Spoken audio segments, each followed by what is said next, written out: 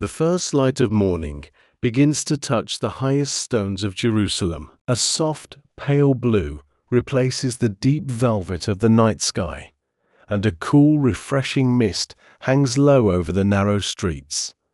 The city wakes up slowly. A lone rooster crows in the distance, echoing through the empty alleys, signaling the start of a new, significant day. The sun rises higher, warming the limestone and chasing away the shadows of the long night. Before we continue our quiet journey through these ancient streets, please take a brief moment to like and subscribe to the podcast, and leave a comment letting us know what relaxing historical topics you want to hear next. It costs nothing, but it helps our channel a lot, allowing us to keep creating these peaceful journeys for you. Now, let us return to the quiet morning in Judea. Inside the small, enclosed courtyard, the sleepers begin to stir. The olive tree leaves rustle gently in the morning breeze. Peter is the first to open his eyes, stretching his strong arms and breathing in the crisp air. Jesus is already awake. He is sitting quietly by the stone well, watching the morning light slowly fill the space. His face is calm and rested. Today is the day of preparation for the Passover, a day filled with deep meaning and ancient traditions. The group leaves the quiet courtyard and steps into the awakening city. The streets are already starting to buzz with gentle activity. The air is completely different from the night before. Now it smells of fresh morning dew, warm yeast from the bakeries, and the rich earthy scent of damp clay from the water jars. Merchants are unrolling colorful woven awnings over their stalls. The voices are low but full of energy, speaking in the musical tones of Aramaic and Greek. They walk past stalls overflowing with the harvest of the land. There are woven baskets filled to the brim with dark, shiny olives, dried figs, and golden dates that look like drops of solidified honey. They see bundles of bitter herbs, fresh and green, smelling sharply of the earth. These herbs are an essential part of the Passover meal, a reminder of the bitter times their ancestors faced in Egypt long ago. They purchase the herbs, handling them carefully, respecting the heavy history they represent. Next, they find the bakers. They watch as women expertly knead dough without any yeast, flattening it into thin, round shapes and baking it on hot stones. The smell of this unleavened bread is simple, pure, and incredibly comforting. It is the bread of haste, the bread of the journey. They gather several warm loaves, wrapping them in clean linen cloths to keep them soft for the evening. Jesus instructs two of his friends, Peter and John, to go ahead and prepare a place for them to eat the sacred meal. He tells them to look for a man carrying a jar of water, an unusual sight, and to follow him to a house. He speaks these instructions with a quiet, unwavering certainty. Everything is unfolding exactly as it is meant to. Peter and John walk through the winding, sunlit streets, feeling a sense of quiet purpose. They find the man just as Jesus described, and they follow him to a large, sturdy stone house. The owner leads them upstairs to a spacious upper room. It is a beautiful, peaceful space. The floor is swept completely clean, and sunlight streams through the narrow, open windows, catching dust motes that dance slowly in the warm air. Large, comfortable cushions are arranged in a wide circle around a low wooden table, waiting for the guests to recline and share their meal. The two friends spend the afternoon preparing this quiet sanctuary. They bring up fresh water for washing. They arrange the bitter herbs, the sweet fruit paste, the warm unleavened bread, and the clay cups for the wine. They move slowly and mindfully. The room smells of fresh linen, old wood, and the sweet, rich aroma of the wine they have poured into the jars. Every small action is a prayer, a preparation not just of a room, but of the heart. Outside, the sun begins its long journey down toward the horizon, painting the sky once again in shades of gold and deep pink. The shadows grow long, reaching across the stone floors of the upper room. The heat of the day softens into a gentle, golden warmth. The noise of the city begins to change. The busy shouting of the markets fades, replaced by a sense of quiet anticipation. The entire city of Jerusalem is preparing to stop, to remember, and to eat together. As evening falls, Jesus and the rest of his friends arrive at the house. They walk up the stone stairs, their footsteps echoing softly in the quiet building. They enter the upper room, leaving the dust and noise of the world outside. The lamps are lit, casting a warm, flickering amber glow over the table and the simple food. The atmosphere is incredibly intimate, safe, and filled with a profound sense of love. This room is a sanctuary. Whatever storms are gathering outside in the halls of power, whatever dark plans are being made in the shadows of the city, they cannot reach this quiet space right now. Here, there is only the soft light of the lamps, the smell of fresh bread, and the comforting presence of friends who have walked a long road together. Let this quiet upper room be a sanctuary for you tonight as well. Imagine the soft, flickering light warming your face. Let the sounds of the busy world outside your window fade away, just as the sounds of ancient Jerusalem faded away for those men in the upper room. You're in a safe, warm place. Your own preparations are done for the day. Simply rest in this peaceful light, breathing slowly, deeply, and gently as the ancient night begins to fall. The door to the upper room is closed, shutting out the noises of the bustling city below. Inside, the air is thick with a sense of profound peace and quiet brotherhood. The small oil lamps placed around the room cast a warm, flickering amber light.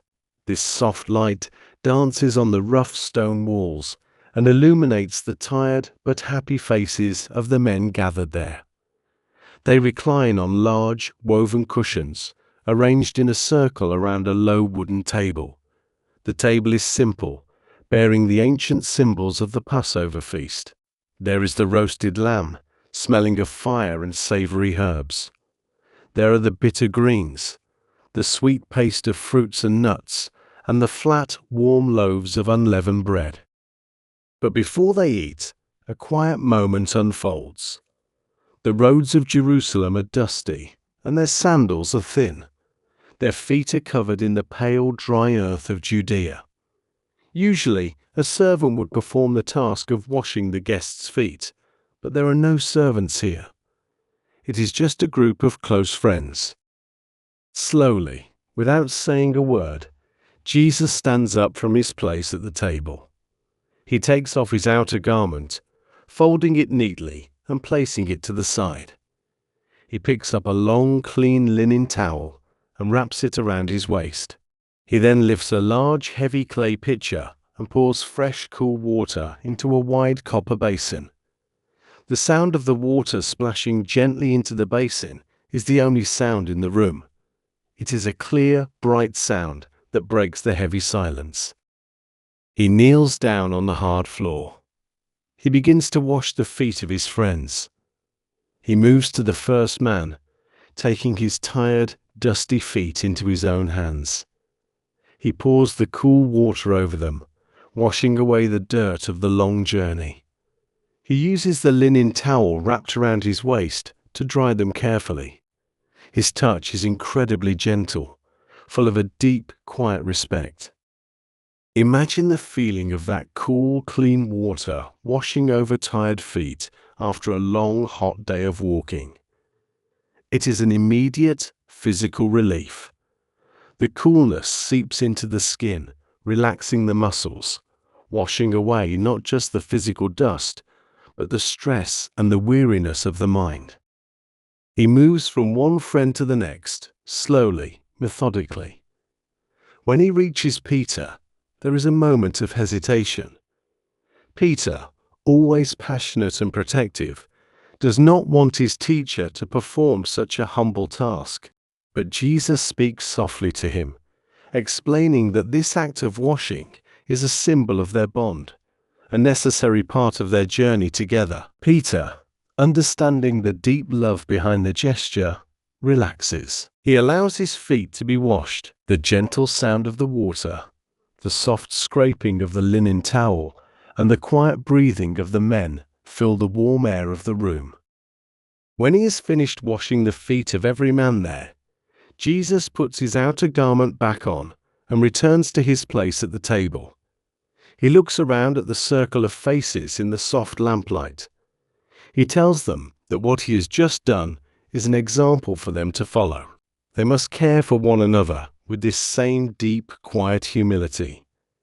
They must be servants to one another, finding their true strength not in power, but in gentle love and mutual care. The meal begins. The atmosphere is unhurried. They eat the bitter herbs, tasting the sharp reminder of past sorrows. But the bitterness is immediately followed by the sweet, rich taste of the fruit paste. It is a meal of memories, a connection to thousands of years of history. Then, Jesus takes one of the round, flat loaves of unleavened bread. He holds it in his hands for a moment, a silent prayer of gratitude in his heart. He breaks the bread. The crisp sound of the bread snapping in the quiet room is sharp and clear. He hands the pieces to his friends, telling them to eat.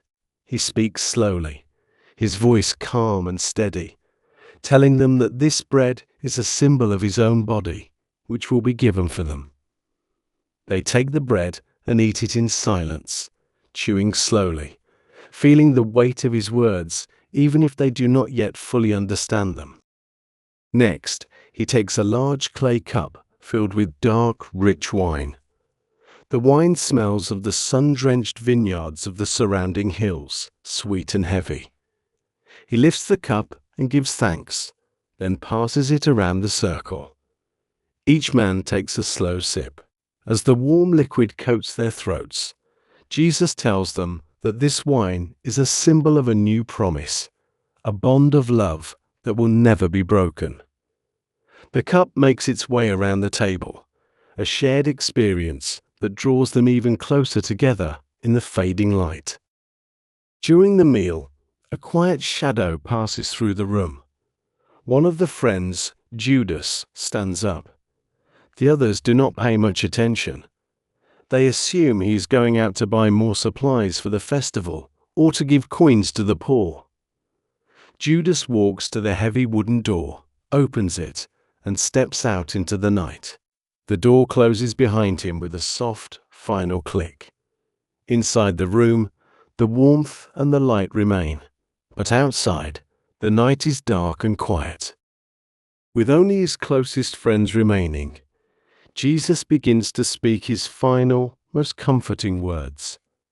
His voice is incredibly gentle, like a soft blanket settling over their tired minds. He tells them not to let their hearts be troubled. He tells them not to be afraid. He promises them that even though he is going away, he will leave them with a profound, lasting peace. It is not the kind of peace that the busy, noisy world gives, but a deep, internal stillness that no storm can ever wash away. He compares himself to a strong, ancient vine, and them to the branches.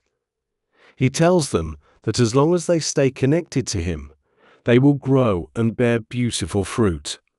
His words are slow and rhythmic, washing over them like a soothing lullaby. They listen closely, letting the comfort of his voice push away their quiet fears. The meal is finished, the bread is gone, and the cups are empty. The oil lamps are burning low, casting longer, softer shadows against the walls. Before they leave, they sing a hymn together. It is an ancient song of praise, passed down through generations. Their voices, deep and resonant, blend together in perfect harmony. The sound vibrates gently in the chest, a soothing rhythmic chant that fills the small room and drifts out through the open windows into the cool night air. When the final note of the song slowly fades into silence, they stand up. They gather their cloaks, wrapping the warm wool around their shoulders to protect against the night chill. They leave the safe, warm sanctuary of the upper room and step softly down the stone stairs. The city outside is completely quiet now. The festival crowds are asleep. The only light comes from the bright silver moon hanging high above the stone walls. They walk together through the narrow, empty streets, leaving the city behind. They are heading toward the Kidron Valley, toward a quiet garden on the slopes of the Mount of Olives. As you listen to the rhythmic sound of their footsteps on the ancient stones, let your own body relax completely. Feel the heavy warmth of your blankets, just like the warm woolen cloaks they wrapped around their shoulders. The difficult parts of your day are behind you, just as the busy city is now behind them. You're walking into a quiet garden, a place of peace and stillness. Let your breathing slow down. Let your mind become as quiet as the sleeping streets of Jerusalem. You are safe, you are warm, and it is time to rest. The heavy wooden gates of Jerusalem close behind them with a deep, muffled thud, a sound that signals the end of the day and the beginning of a profound midnight silence. Outside the protective walls of the city, the landscape opens up under the vast, starry sky. The air is noticeably cooler here, carrying a crisp, refreshing chill that wakes up the senses. They begin their slow descent down the winding dirt path that leads into the Kidron Valley. The moonlight is exceptionally bright tonight, casting a soft, milky glow over the pale limestone rocks that dot the hillsides. Everything looks different in this silver light. The harsh edges of the world are softened, and the deep valleys are filled with smooth, dark shadows that look like pools of quiet water. The group walks in a single file line along the narrow path. The only sounds are the steady, rhythmic crunch of their leather sandals on the dry gravel and the occasional whisper of the night wind moving through the sparse, dry bushes. As they reach the bottom of the valley, they hear the gentle, musical sound of water. It is the Kidron stream. Because it is the spring season, the stream is flowing with cold, clear water from the recent rains. The water tumbles gently over smooth, round stones, creating a continuous, soothing murmur that fills the quiet valley. It is a sound that has a deeply calming effect on the mind, washing away the lingering echoes of the busy city markets and the intense conversations of the upper room. They cross the small stream carefully, stepping on the large, flat stones that serve as a natural bridge.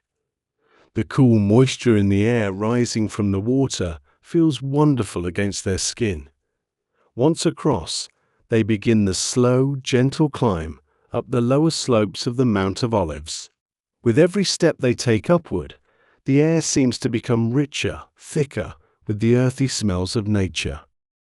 The Mount of Olives is a peaceful, sprawling hillside covered in hundreds of ancient olive trees. The air here smells incredible. It is a mixture of damp soil, wild mint growing between the rocks, and the slightly sweet, dusty scent of the olive leaves themselves.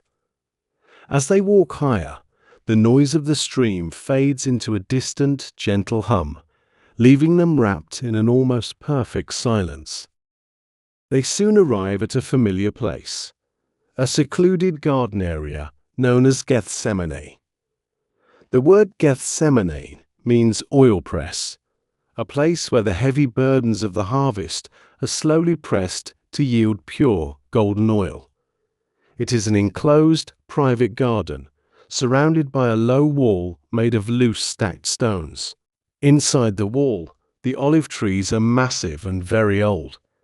Their thick, grey trunks are twisted and knotted by centuries of wind and sun, looking like wise, silent guardians watching over the hillside. The branches of these ancient trees spread out wide, creating a thick canopy of silvery green leaves.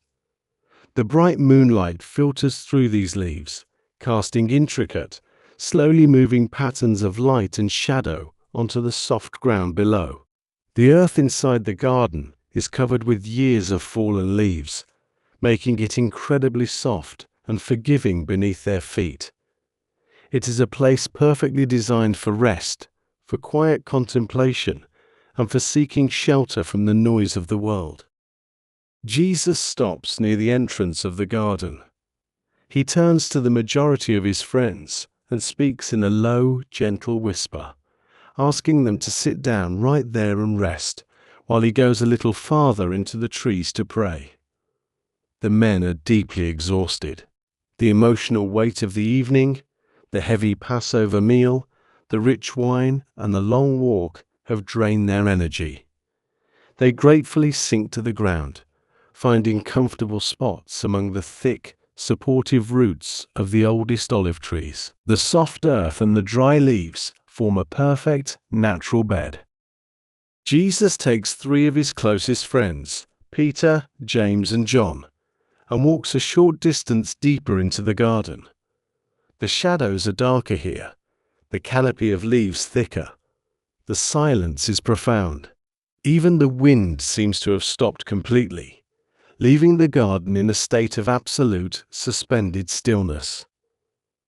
Jesus turns to these 3 friends and shares the heavy sorrow that is settling over his heart. He asks them to stay awake, to keep watch with him, and to offer their quiet presence as support in the darkness. He then walks just a little further away, about the distance you could throw a small stone, and kneels on the soft earth. The 3 men watch him for a few moments.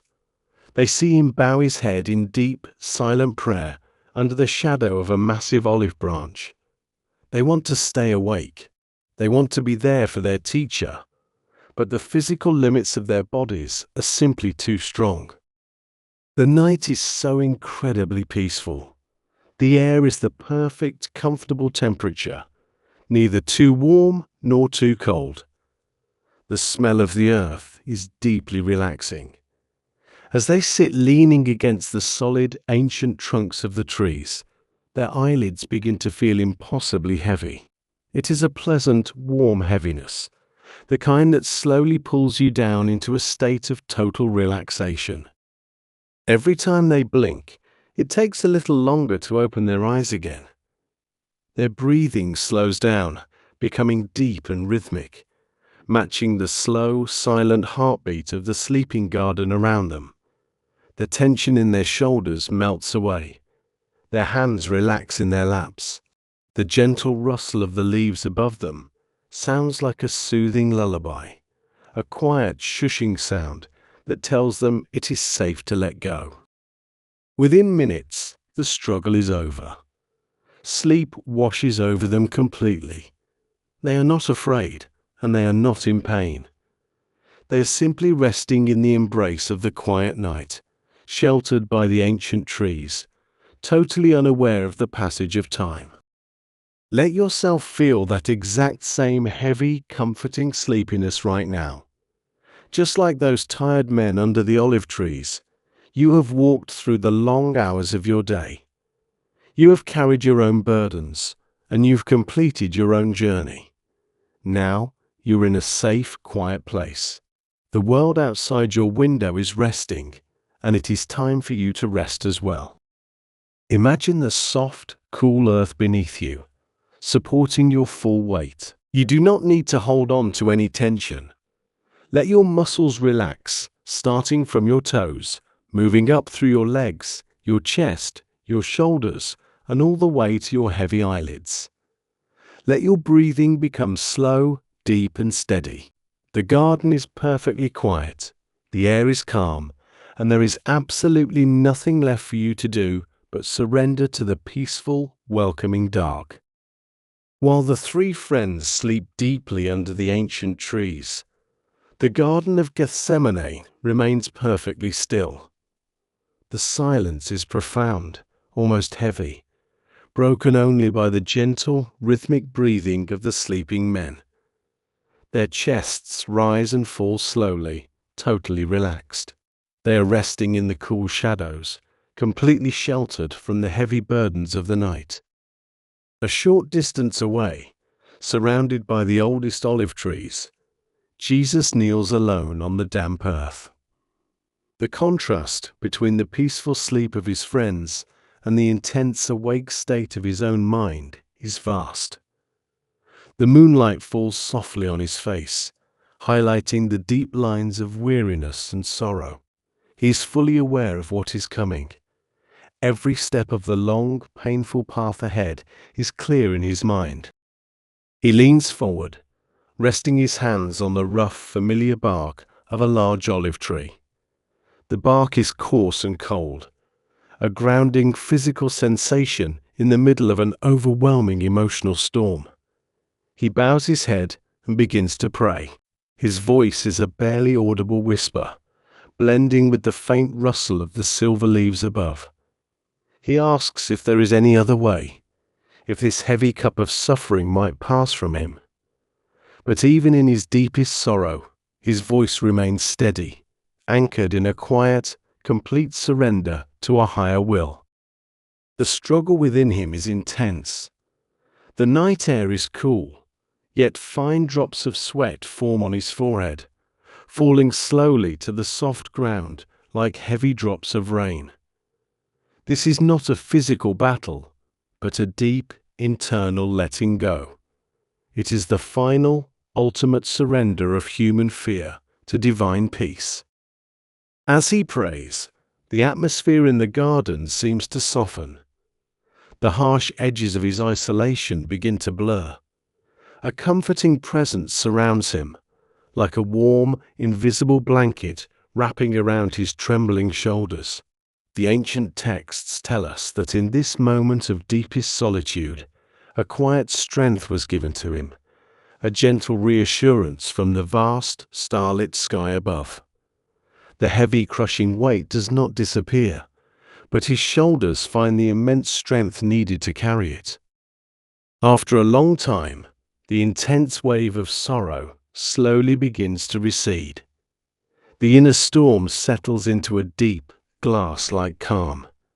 Jesus stands up slowly. He brushes the soft earth from his knees. He turns and walks quietly back to where he left Peter, James, and John. He finds them exactly as he left them, curled up among the roots, sleeping the heavy, dreamless sleep of exhaustion. He stands over them for a moment, looking down at their relaxed, peaceful faces. There is no anger in his eyes, only a profound, gentle understanding. He knows they are only human. He knows their bodies are tired, and their minds are unable to comprehend the immense weight of this single night. He reaches out and gently touches Peter on the shoulder. Peter stirs, groaning softly, his eyes fighting against the heavy pull of sleep. He blinks in the pale moonlight, confused and disoriented. Jesus speaks to him in a low, soothing voice. He asks if they could not stay awake with him for just 1 hour. He reminds them gently that while the spirit is willing and full of good intentions, the physical body is weak and needs rest. Jesus does not force them to stay awake. He turns and walks back into the deeper shadows of the garden to pray a second time. And once again, as soon as he steps away, the soothing, rhythmic sounds of the night lull the three men right back to sleep. Their heads nod, their eyes close, and they drift back into the comforting darkness. This happens 3 times. 3 times he goes to pray in the quiet isolation of the trees, speaking softly into the night, pouring out his heart until there is nothing left but a vast, empty peace. And 3 times he returns to find his closest friends fast asleep, sheltered from his pain by the merciful blanket of exhaustion. When he returns for the final time, a subtle change has come over the valley. The deepest part of the night has passed. The air feels slightly different, holding the faint, cold stillness that always comes just before the very first hint of dawn. Jesus looks down at his sleeping friends. His heart is completely calm now. The struggle in the garden is over. The quiet acceptance has taken deep root in his soul, making him incredibly strong and steady. He speaks to them softly, telling them they can sleep now. They can take their rest. The time for keeping watch has ended. But as he says these words, the absolute silence of the Kidron Valley is broken by a new, distant sound. It is not the wind, and it is not the rushing water of the stream. It is a slow, rhythmic clinking sound, like metal softly striking against metal.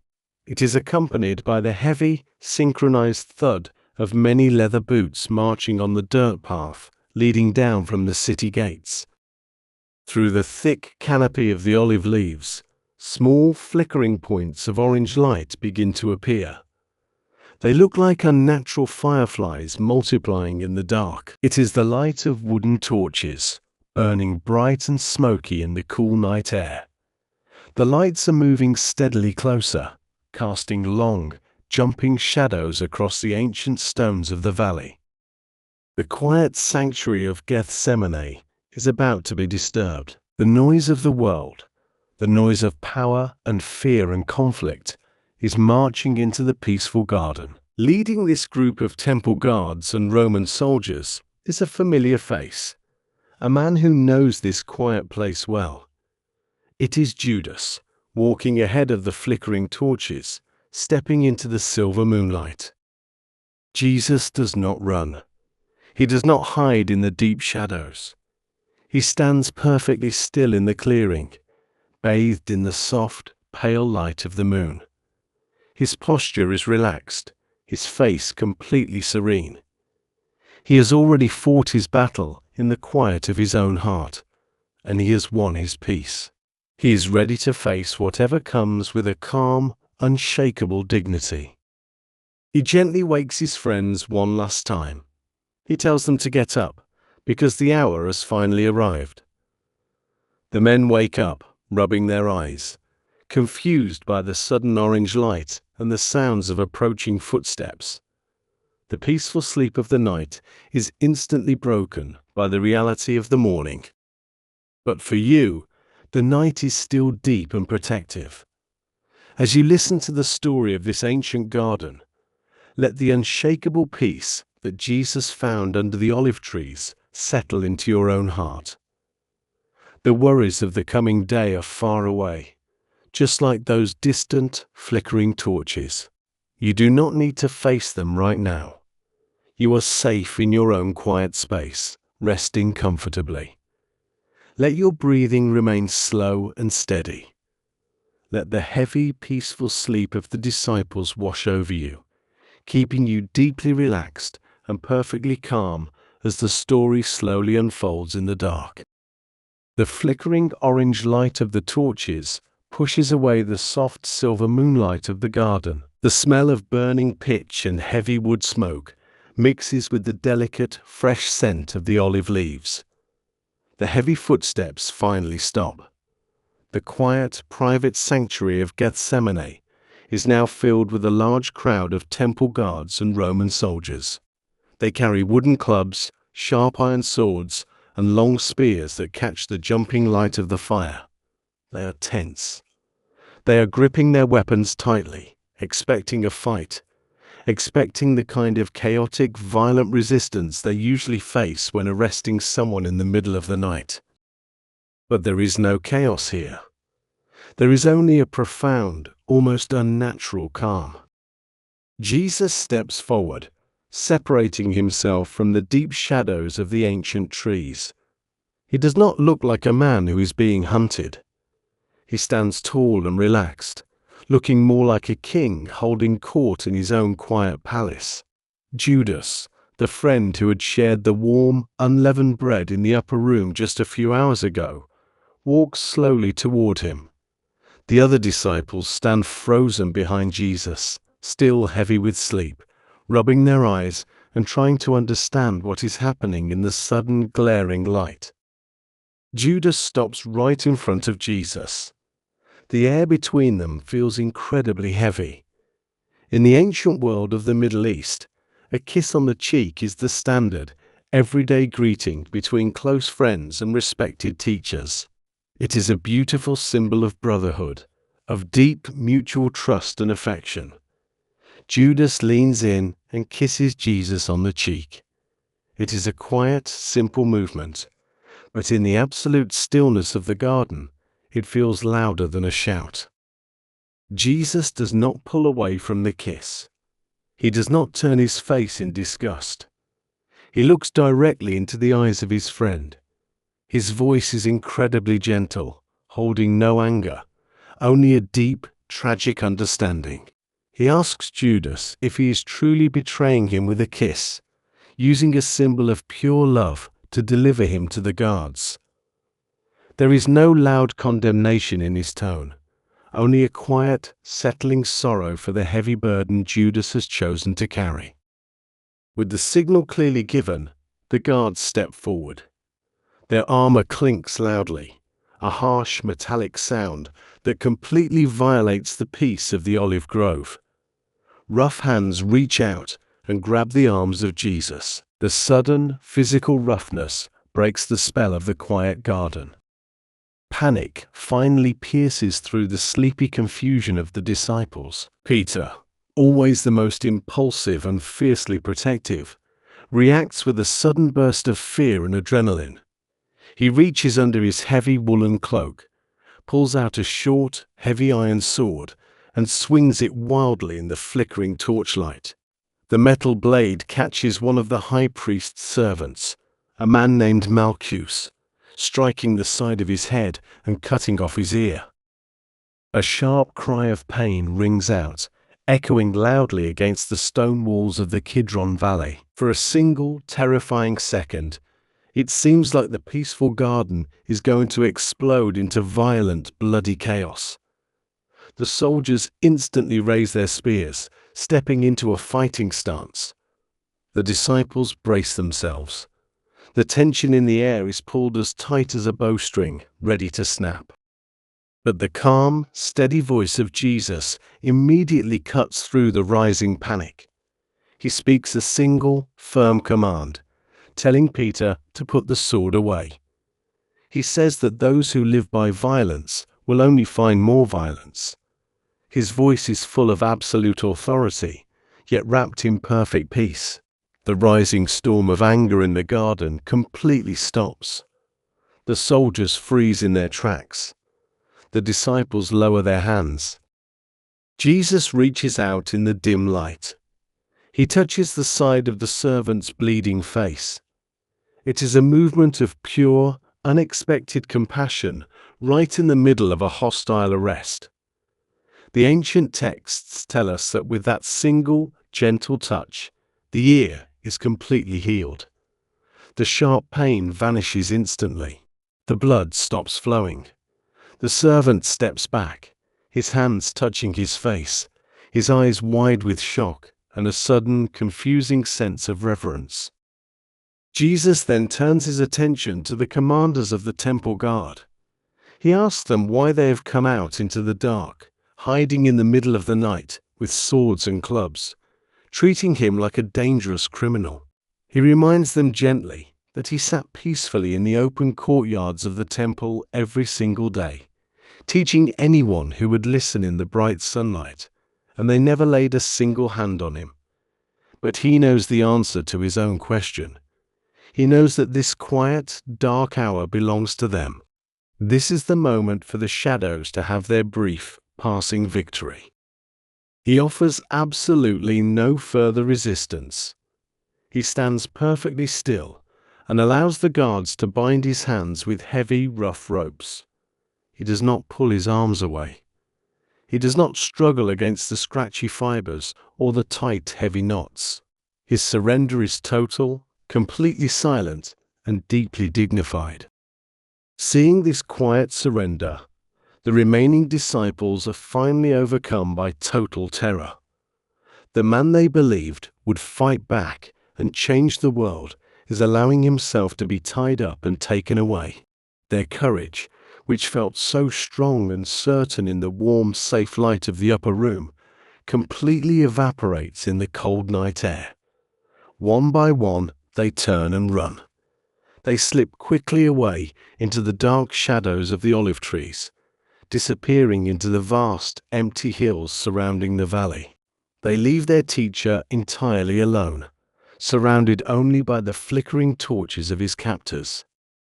The guards turn around and begin the march back toward the city. The heavy boots crunch loudly on the gravel path once again. The metal armor clinks in a steady marching rhythm. The orange light of the torches slowly moves away, winding its way back up the steep slope of the Kidron Valley toward the high, imposing stone walls of Jerusalem. Behind them, the Garden of Gethsemane slowly returns to its profound, ancient silence. The acrid smoke from the torches quickly clears away on the night breeze, replaced once again by the clean, sweet smell of the olive leaves and the wild mint growing from the soil. The silver moonlight reclaims the deep shadows. The ancient, twisted trees stand exactly as they did before, silent, peaceful witnesses to the quiet surrender that just took place beneath their heavy branches. The garden is perfectly peaceful again, holding the memory of his calm acceptance in its soft, dark earth.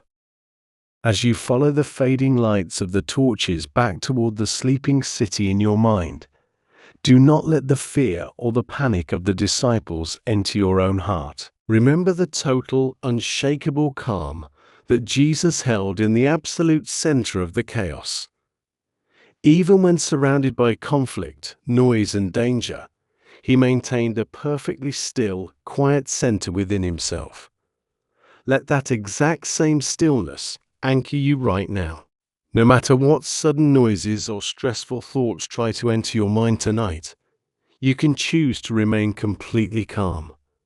You can watch them simply come and go, just like the torches moving slowly through the valley, while you stay deeply rooted in your own peaceful, uninterrupted rest. The path leading back up from the Kidron Valley is steep and uneven. The loose gravel slips under the heavy leather boots of the soldiers, making their progress slow and deliberate. The flickering light of their wooden torches casts long, stretching shadows against the pale limestone rocks that line the road. The orange light bounces and sways with every step they take, creating a hypnotic, rhythmic movement in the dark.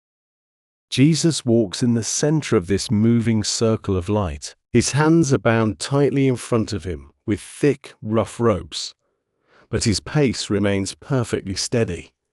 He does not stumble on the uneven stones. He does not rush, nor does he drag his feet. He moves with the same quiet, unshakable dignity he held in the garden. The guards, who were so tense and ready for a violent struggle just moments ago, have now relaxed into a quiet, tired march. The adrenaline of the arrest is fading, replaced by the heavy exhaustion of the late hour.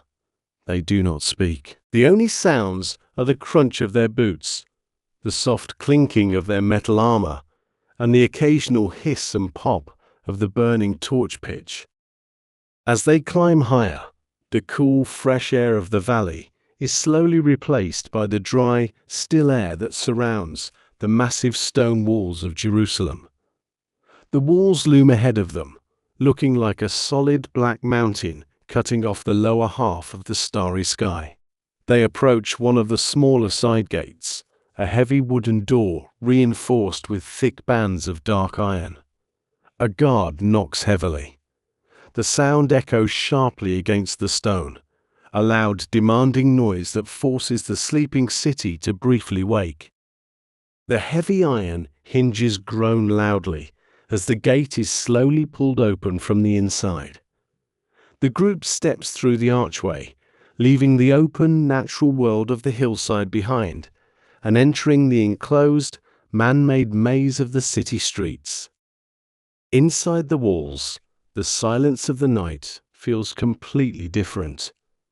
In the garden, the silence was alive, filled with the soft breathing of the trees and the murmur of the stream. Here, in the city, the silence feels heavy and hollow. The narrow streets are lined with tall stone houses that press in closely on both sides. The light from the torches bounces off these flat stone walls, illuminating closed wooden shutters and empty, dusty doorways. The rhythmic marching of the guards echoes loudly in this tight space, bouncing back and forth down the empty alleys like a fading heartbeat. They march through the sleeping city for what feels like a long time. The streets twist and turn, a confusing labyrinth of shadows and stone. Finally, they arrive at their destination. It is a large, imposing mansion situated in one of the wealthier districts of the city. This is the residence of the high priest. The building is massive, built from perfectly cut, smooth white stones that look cold and severe, even in the dim light. The guards push open the heavy double doors leading into the outer courtyard of the house. The courtyard is a wide, open space, paved with large, flat flagstones. It is surrounded on all four sides by the high walls of the mansion, with a series of wooden balconies looking down into the open area. They lead Jesus across the cold stones and take him inside the main house, where the religious leaders are waiting in the middle of the night. The heavy wooden doors close behind him with a final, solid thud. Outside, in the open courtyard, a different scene slowly unfolds. The night air, which felt pleasantly cool just a few hours ago, has now settled into a biting, damp chill. The stones of the courtyard hold the cold, radiating it upward into the dark air. The servants of the house, along with the temple guards who are left outside, begin to shiver in their thin tunics. To fight the deep chill of the night, a servant brings out a large, heavy iron brazier. He places it right in the center of the courtyard. He piles dark, rough chunks of charcoal into the iron bowl and carefully lights a small fire beneath them. At first, there is only a thin, gray trail of smoke, carrying the sharp, dry smell of burning wood. But slowly, the edges of the charcoal begin to catch. Small sparks pop and dance in the dark air, glowing bright orange for a second before fading into nothing. Gradually, the fire grows. The dark chunks of charcoal begin to glow from the inside out, turning a deep, vibrant red. The heat radiates outward in a slow, comforting wave, pushing back the cold dampness of the courtyard. The guards and the servants gather closely around the iron brazier. They hold their cold hands out toward the glowing embers, rubbing their palms together, letting the deep warmth soak into their chilled skin. The light from the fire casts a warm, soft glow on their tired faces, turning the cold, imposing courtyard into a small circle of temporary comfort. Unnoticed by the guards, a lone figure slips quietly through the open outer gates. It is Peter. After his initial panic in the garden, after running away into the dark trees, his deep love for his teacher finally overpowered his fear. He has followed the marching guards from a safe distance, staying hidden in the deep shadows of the city streets, his heart pounding heavily in his chest. Now, he steps into the courtyard. He pulls his heavy woolen cloak tightly around his shoulders, wrapping it high around his neck to hide the lower half of his face. He wants to see what will happen, but he is terrified of being recognized. He sees the group of guards standing around the charcoal fire. He knows it is dangerous to join them, but the biting cold of the night and his desperate need to blend in draw him forward. Peter walks slowly toward the center of the courtyard. He keeps his head down, taking a seat on a low stone bench just at the edge of the firelight. He holds his shaking hands out toward the red coals. The heat feels incredible against his freezing skin. He focuses all his attention on the glowing charcoal, watching the small, hypnotic flames dance across the red embers. Inside the great stone house, muffled voices can be heard. A tense, unfair trial is taking place in the dark hours before the dawn. But out here in the courtyard, there is only the quiet waiting. The crackle of the charcoal fire is the only sound. The smell of the smoke is earthy and grounding. The warmth of the fire is deeply soothing, relaxing the tense muscles of the men gathered around it. Peter sits perfectly still, feeling the heavy weight of his warm cloak and the radiating heat of the fire. The red embers glow brightly, a small steady light in the middle of a vast, uncertain darkness. He watches the smoke rise slowly toward the small square of starry sky visible above the courtyard walls. For this single, quiet moment, there is no running, there is no fighting. There is only the simple, physical comfort of the warmth against the cold. As you lie resting now, let the warmth of that ancient charcoal fire reach you. Imagine the deep, glowing red of the embers. Feel that exact same gentle heat radiating outward, warming your hands, warming your face, and chasing away any lingering chill from your own body. You are wrapped in your blankets, safe and completely secure, just as Peter was wrapped in his heavy woolen cloak. The night is quiet, the fire is burning steadily, a comforting, hypnotic glow in the dark. Let your breathing match the slow, steady rise of the warm smoke. There is nothing to worry about in this quiet courtyard. You can simply rest by the fire, entirely warm, completely safe, and beautifully still. The quiet stillness of the courtyard is fragile. The heavy iron brazier continues to radiate its steady, comforting heat, but the atmosphere among the people gathered around it begins to shift.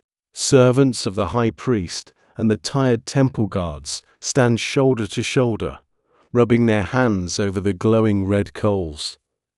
The dancing light from the fire casts long, shifting shadows across their faces. In this enclosed space, strangers are forced to look at one another. Peter sits on the low stone bench, his heavy woolen cloak pulled up high over his chin. He stares intently into the glowing center of the charcoal, hoping to remain completely invisible. He wants to simply be a shadow, a silent observer, waiting to see what will happen to his friend inside the great stone house. But the warm light of the fire is bright, and it illuminates the rough, weathered lines of his fisherman face. A young servant girl, carrying a bundle of dry wood to feed the dying embers, walks past the bench. She stops. She turns her head and looks down at Peter. The orange light flickers across her dark eyes as she studies his face. She recognizes something familiar in the shape of his brow and the rugged look of a man who spends his life on the open water. The quiet of the courtyard is broken by her clear, questioning voice. She points a finger at him and says aloud, so that the guards standing nearby can hear, that this man was also with Jesus of Galilee. The words hang in the cold night air like a sudden crack of thunder. The guards stop rubbing their hands and turn their heads to look at Peter. In a single heartbeat, the temporary safety of the fire is completely shattered. A sudden, overwhelming wave of terror crashes over Peter. His heart pounds violently against his ribs. His mind races. He is surrounded by the very men who just arrested his teacher with swords and clubs. If they realize who he is, they might bind his hands and drag him into the dark house as well. Survival instinct takes over completely. Without taking a moment to think, Peter shakes his head and speaks quickly. His voice is loud and defensive. He tells the young woman in front of all the men that he does not know what she's talking about. He claims he does not understand her words. He looks away from her, staring back into the fire, trying to force his breathing to slow down. The young woman shrugs her shoulders, dropping the dry wood next to the brazier, and walks away into the shadows. The guards turn their attention back to the red embers. The immediate danger seems to pass, but Peter can no longer feel the comforting warmth of the fire. His hands are trembling, not from the cold air, but from the freezing shock of his own lie. He stands up slowly. The center of the courtyard feels too exposed, too bright. He wraps his cloak even tighter around his body and walks quietly away from the brazier, moving toward the dark stone archway of the outer gate. He stands in the deep shadows near the entrance, leaning his back against the cold stone wall. The air here is freezing. The damp chill of the night quickly seeps through his heavy wool clothing, settling deep into his bones. He waits in the dark, listening to the muffled voices coming from the glowing windows of the mansion above him. Time seems to slow down completely. Every passing minute feels like an hour. The city of Jerusalem remains silent outside the walls, sleeping through the dark history being made within. A long time passes. The glowing red coals of the brazier in the center of the courtyard begin to turn gray with soft ash. Another servant, this time a man walking toward the gate, stops in the dim light. He looks closely at the tall figure hiding in the shadows. He steps closer, squinting his eyes in the dark. He speaks with absolute certainty, telling the other servants nearby that this man is definitely one of them. He says he recognizes him as a follower of the man from Nazareth. Once again, the spotlight of danger swings back onto Peter. The fear is even stronger this time. It grips his throat, making it hard to swallow. He pushes himself away from the cold stone wall. He raises his hands in a gesture of frantic denial. He speaks louder this time, his voice echoing under the stone archway. He swears an oath, declaring forcefully that he does not know the man. The lie tastes bitter and dry in his mouth, but the fear is a heavy, blinding weight that pushes everything else away. The servant mutters something under his breath and walks away, clearly unconvinced, but unwilling to start a fight in the middle of the night. Peter is left alone in the shadows once again. His chest heaves as he tries to catch his breath. The heavy, crushing guilt begins to mix with the terror. He remembers the warm, peaceful upper room. He remembers looking into the eyes of Jesus just a few hours ago and proudly promising that he would never leave him, even if it meant facing death. Now, standing in the cold dirt of a hostile courtyard, that brave promise feels like dust falling through his fingers. Another long, agonizing hour creeps by in the freezing dark. The deep black velvet of the night sky begins to soften very slightly. The absolute darkness gives way to a dark, heavy charcoal gray. It is the very first, almost invisible sign that the morning is slowly approaching. The air is at its absolute coldest, holding the deep, biting chill that comes just before the dawn. A group of men standing near the fading fire begin to talk among themselves. One of them is a relative of the servant who lost his ear in the Garden of Gethsemane. He walks over to the gateway where Peter is standing. Several other guards follow him. They surround Peter in the dim grey light. The relative points a steady finger directly at his chest. He says there is no use hiding. He tells Peter that his own voice gives him away. Peter is a fisherman from the north, and his thick, rhythmic Galilean accent sounds completely out of place among the smooth, polished accents of the Jerusalem guards. Peter is completely cornered. The terror reaches its absolute peak. He feels like a trapped animal surrounded by hunters. In a desperate, final attempt to save himself, he loses all control. He begins to curse and swear loudly, raising his voice so the entire courtyard can hear him. For the third time, He vehemently denies everything. He shouts that he absolutely does not know the man they are talking about. At that exact second, while the loud echoes of his angry denial are still bouncing off the high stone walls of the courtyard, a sharp, piercing sound cuts through the air. It is the clear, distinct crow of a rooster welcoming the dawn. The sound is completely natural, an everyday occurrence in the ancient world. But to Peter, it sounds like a heavy iron door slamming shut inside his soul. The rooster crows just as the heavy double doors of the mansion are pulled open.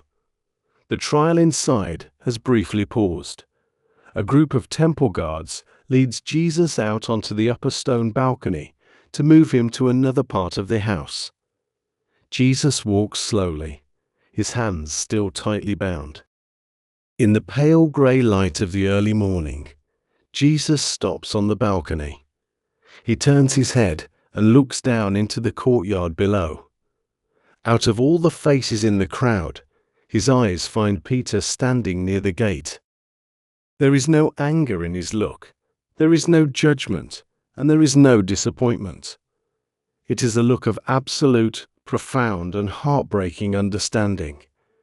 It is a look that says, he knew this would happen, and he loves him anyway. That single quiet look breaks Peter completely. The heavy wall of fear that had been protecting him suddenly collapses. All the adrenaline drains out of his body, leaving him hollow and weak. The memory of the gentle warning Jesus had given him back in the upper room crashes over him like a freezing wave. Before the rooster crows, you will deny me 3 times. Peter cannot hold the gaze of his teacher for more than a second. He turns away. He pulls his heavy woolen cloak completely over his head to hide his face. He stumbles blindly out through the heavy iron gates, leaving the courtyard of the high priest behind. He walks out into the empty, narrow, winding streets of Jerusalem. The stones are cold and grey in the early light. He leans against a rough stone wall, burying his face in his hands, and begins to weep bitterly. The sound of his deep, heavy sobs is the only sound in the quiet street, a lonely expression of a heart that has completely broken. Let this quiet, lonely street fade away from your mind. Do not hold on to the heavy sadness of the story. Instead, let it remind you of a profound, comforting truth. To be human is to be fragile. It is to make mistakes, to feel sudden fear, and to fail.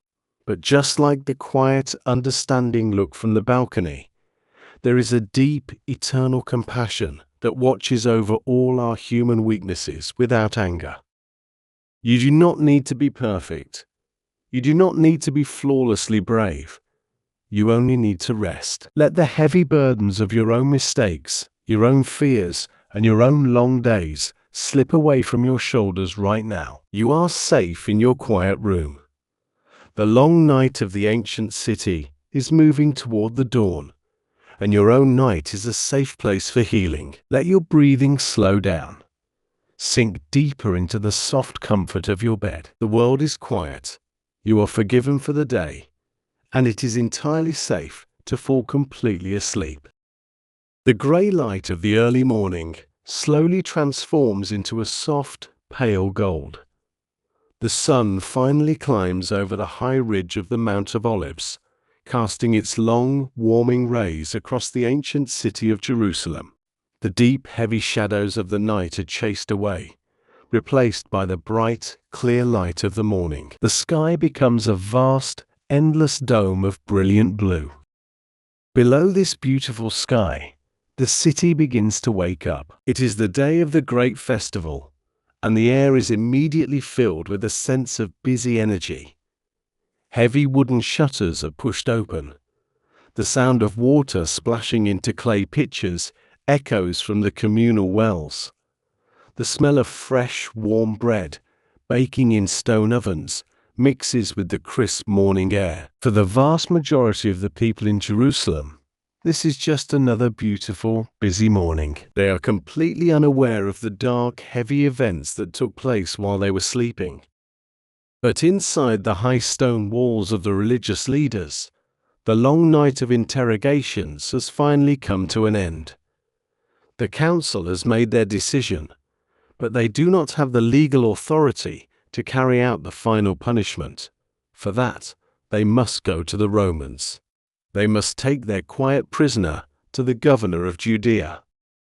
The heavy wooden doors of the mansion are opened, and the group steps out into the bright sunlight. Jesus is led out into the street. He has been awake all night. He has faced anger, false accusations, and deep emotional pain. His face is pale with exhaustion, and the rough ropes still bind his hands tightly together. Yet, as he steps into the warming rays of the morning sun, his posture remains tall and unbroken. He breathes in the fresh air of the new day. He walks with the exact same slow, steady, peaceful rhythm he had in the quiet garden. They begin the march across the city, moving toward the imposing fortress where the Roman governor stays. As they walk through the narrow, winding streets, the early morning crowds have to press themselves against the stone walls to let the guards pass. People stop their work to watch the procession. They see the armed guards, the angry leaders, and the quiet man walking in the center. Some whisper to each other, confused by the sight, while others simply watch in silence before returning to their daily tasks. Soon, the architecture of the city begins to change. The warm, pale limestone of the traditional houses gives way to the harsh, grey, geometric precision of Roman engineering. They are approaching the Praetorium, the official residence and military fortress of the Roman authority. The building is massive, designed to intimidate and to project absolute power. Huge stone columns rise high into the air, casting rigid, straight shadows across the wide pavement. The atmosphere here is completely different. The temple guards stop at the edge of the great open courtyard. According to their ancient laws, they cannot enter the home of a foreigner right before the Passover meal, or they will be considered unclean. So, they remain outside, standing in the bright sunlight, waiting. Jesus is handed over to the Roman soldiers. The transition is striking. The Roman guards are entirely different from the temple police. They do not carry clubs. They carry heavy, polished iron spears and short, deadly swords. They wear thick leather armor, reinforced with metal strips that shine brightly in the morning sun. Their movements are not fueled by emotion or anger. They are cold, highly disciplined, and perfectly precise. They march in perfect unison, their heavy metal-studded boots hitting the smooth stone floor with a loud rhythmic crack that echoes off the high walls. They lead Jesus away from the bright sunlight and into the cool, dark interior of the Roman fortress. The air inside is entirely different. It smells of polished leather, cold iron, and old stone. The floors are made of smooth, polished marble that feels freezing cold even through thick leather sandals. The walls are bare and imposing. This is a place of harsh political reality, a place where the soft traditions of the city outside hold absolutely no power. In a large, quiet room, deep inside the building, the Roman governor, Pontius Pilate, is starting his day. He is a practical, busy man, deeply annoyed that he has been dragged into a local religious dispute so early in the morning. He walks out onto a high stone balcony that overlooks the courtyard to hear the accusations from the crowds waiting outside. The religious leaders shout their charges up at him, their voices echoing loudly in the enclosed space. They claim the prisoner is a rebel, a threat to the massive power of the Roman Empire. Pilate listens, his face a mask of bored irritation. He turns around and walks back into the quiet, shadowed hall to speak directly to the prisoner. He finds Jesus standing completely still in the middle of the large room. The contrast between the two men is absolute. Pilate represents the greatest, loudest, and most violent empire the world has ever known. He has armies, gold, and the power of life and death in his hands. He paces back and forth, restless, demanding, and full of anxious authority. Jesus, on the other hand, has nothing. His hands are tied. He has no army, no wealth, and no political power. Yet, he is the one who is completely at peace. He does not pace. He does not nervously defend himself. He simply watches the governor with calm, clear eyes. Pilate stops pacing. He looks closely at the quiet man before him. He asks him a direct question, his voice echoing off the marble walls. He asks, "Are you the king of the Jews?" Jesus does not answer with a long, desperate speech to save his own life. He speaks softly, his voice carrying a deep, resonant calm that fills the cold room. He tells Pilate that his kingdom does not belong to this world. If it did, his followers would be fighting with swords out in the streets. But his kingdom is entirely different. It is a kingdom of truth, a kingdom of the heart, a place of profound internal peace that Roman swords can never touch. Pilate is deeply confused.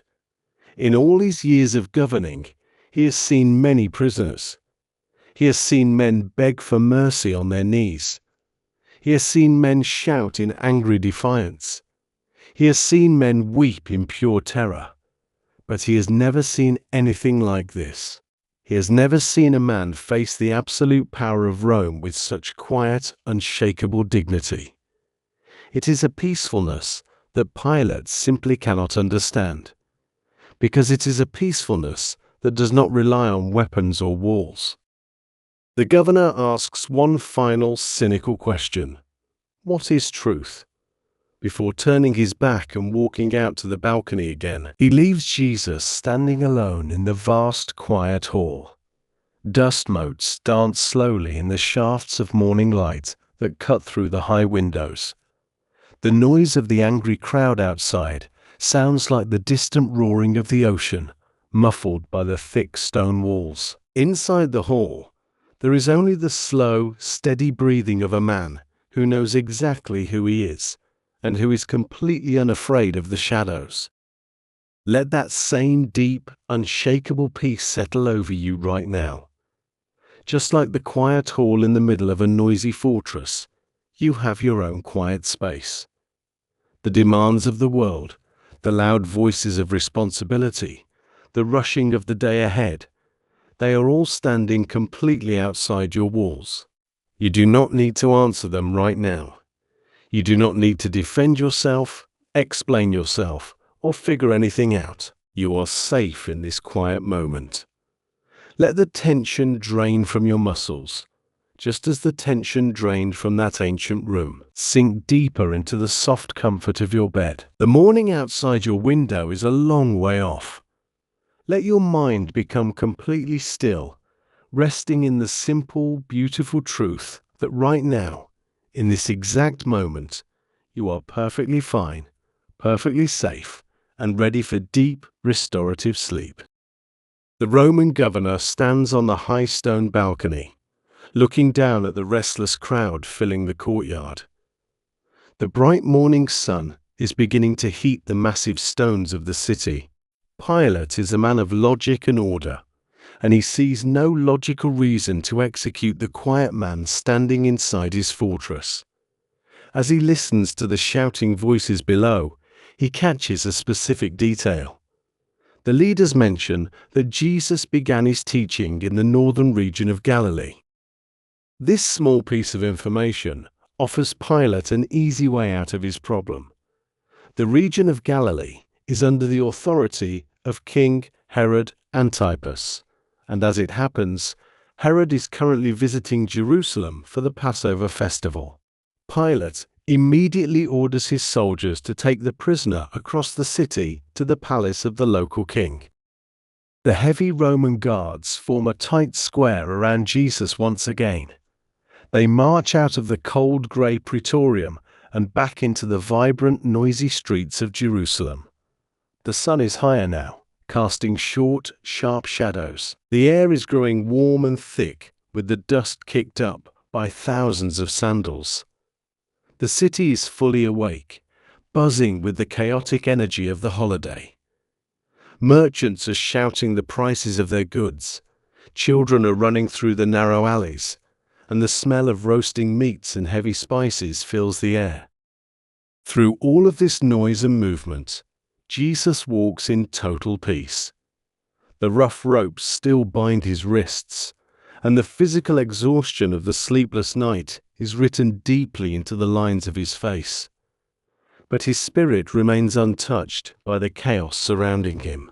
He moves through the busy streets like a quiet, slow-moving river flowing through a noisy canyon. Soon, they arrive at the temporary residence of King Herod. The atmosphere here is completely different from the harsh, military coldness of the Roman fortress.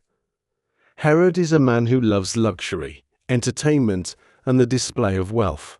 As the guards lead Jesus into the palace, the senses are immediately overwhelmed. The floors are covered in thick, woven rugs from distant eastern lands, dyed in deep reds and vibrant blues. The air is heavy with the sweet, suffocating smell of expensive perfumes, burning incense, and spilled wine. Servants hurry back and forth carrying large silver trays piled high with exotic fruits and freshly baked pastries. The walls are draped with rich, soft silks that catch the sunlight pouring in through the large, open windows. King Herod is sitting on a large, ornate chair, surrounded by his wealthy friends and political allies. When he sees Jesus being led into the room, his eyes light up with a shallow, eager curiosity. He has heard many fascinating stories about this man from Nazareth. He has heard tales of blind eyes opening, of storms being calmed, and of bread multiplying to feed thousands. Herod does not see a man in pain. He does not see a man facing a terrible injustice. He only sees an opportunity for entertainment. He hopes to see a miracle, a clever magic trick, performed right there in his own living room. Herod leans forward and begins to ask a rapid stream of questions. His voice is loud, full of arrogant confidence and easy laughter. He asks about the miracles. He asks about the teachings. He demands to see a sign. The people in the room gather around, watching intently, waiting for the show to begin. The room is filled with the buzzing sound of excited whispers and the clinking of gold jewelry. But Jesus offers absolutely nothing to the crowd. He stands in the center of the luxurious room and remains completely, profoundly silent. His silence is not the silence of fear, nor is it the stubborn silence of anger. It is a deep, majestic silence. It is the silence of a vast mountain standing before a passing storm. He knows that Herod is not looking for the truth. He knows that the king only wants to be amused. And so, Jesus simply refuses to participate in the shallow game. He looks at Herod with the same calm, clear eyes that he used to look at the angry guards in the garden. Herod continues to throw questions at him, his voice growing slightly more frustrated and demanding. The religious leaders who followed the guards begin to shout their accusations again, trying to fill the quiet void left by the prisoner. The noise in the room grows louder, a chaotic mix of royal frustration and religious anger. Yet the more they shout, the more powerful the silence of Jesus becomes. It completely dominates the room. It highlights the foolishness and the emptiness of the noise around him. He does not need to defend his own dignity, because his dignity is completely natural and unshakable. It does not depend on the opinions of kings or the approval of crowds. Eventually, Herod realizes he's not going to get the magical performance he wanted. His eager curiosity turns into bitter disappointment, and then into cruel mockery. If this man will not perform like a powerful prophet, then Herod will treat him like a foolish joke. He orders his servants to bring out a magnificent, brightly colored robe. It is an elegant, shining garment, the kind of clothing worn by royalty or high officials. The soldiers take the beautiful fabric and throw it roughly over the tired shoulders of Jesus. They laugh, mocking his supposed kingdom. They treat him with absolute contempt, turning him into a living joke for the amusement of the court. Jesus accepts the heavy, shining robe without a single word of protest. He does not try to shake it off. He does not look away in shame. He wears the mocking garment with the exact same quiet grace that he wore his simple, dusty tunic. The mockery of the court bounces off his absolute inner peace, like small pebbles bouncing off a solid stone wall. Having had his fun, King Herod waves his hand dismissively. He has grown bored. He orders the guards to take the prisoner away, to march him all the way back across the city to the Roman governor.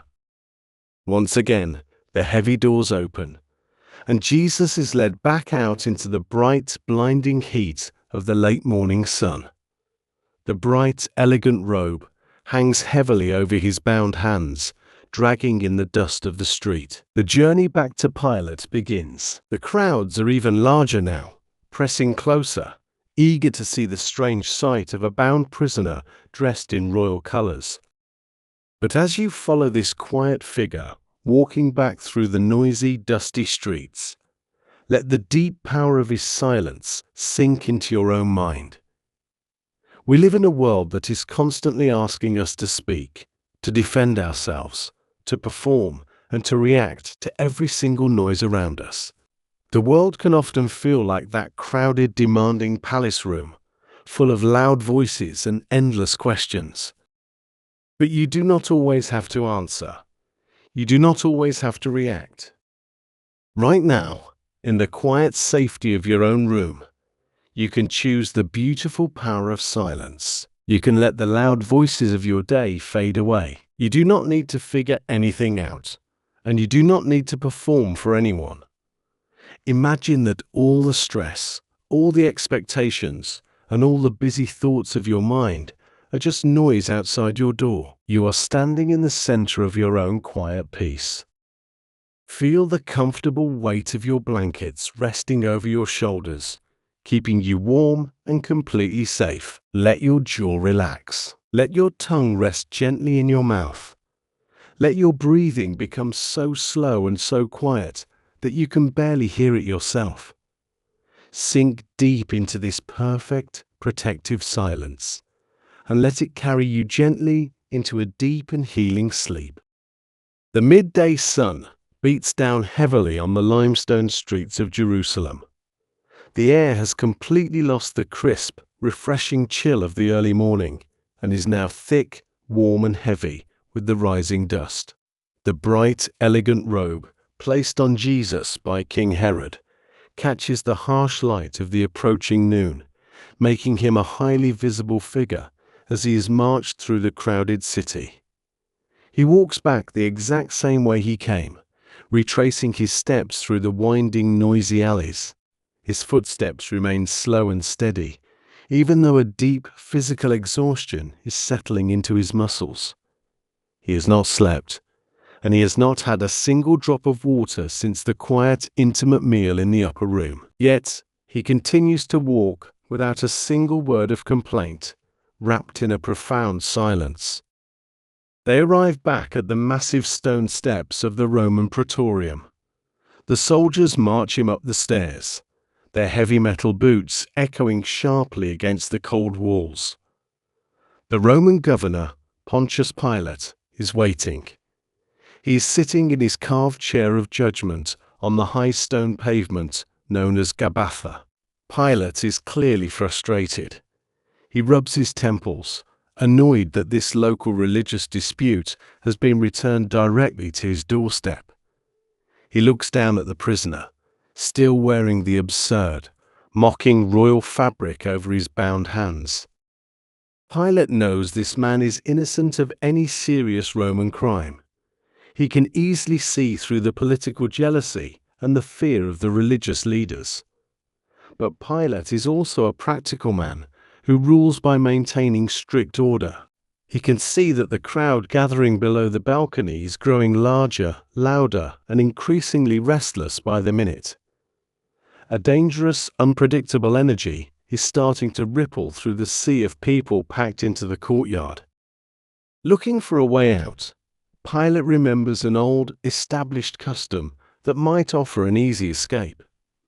Every year, during the great festival of Passover, it is the tradition for the Roman governor to pardon and release one prisoner chosen by the people. It is a small political gesture of goodwill designed to keep the peace during a highly emotional holiday. Pilate knows he has another prisoner currently held in the deep, dark, freezing dungeons beneath the fortress. His name is Barabbas. Unlike the quiet teacher from Nazareth, Barabbas is exactly what the leaders accused Jesus of being. Barabbas is a true rebel, a violent man who has caused actual riots and bloodshed in the narrow city streets. He is dangerous, loud, and full of raw, uncontrolled anger. Pilate believes the choice is obvious. He orders his guards to go down into the dark cells and bring the rebel up to the light. The heavy iron doors of the prison groan loudly, and Barabbas is dragged out into the blinding sunlight. He is placed right next to Jesus on the high stone balcony, in full view of the massive crowd. The contrast between the two men is striking and profound. On one side stands Barabbas, his muscles tense, his eyes wild and scanning the courtyard, radiating a restless, chaotic and violent energy. On the other side stands Jesus. He is physically exhausted, his hands are tightly bound, and he is covered in a mocking robe. Yet he radiates an absolute, unshakable ocean of calm.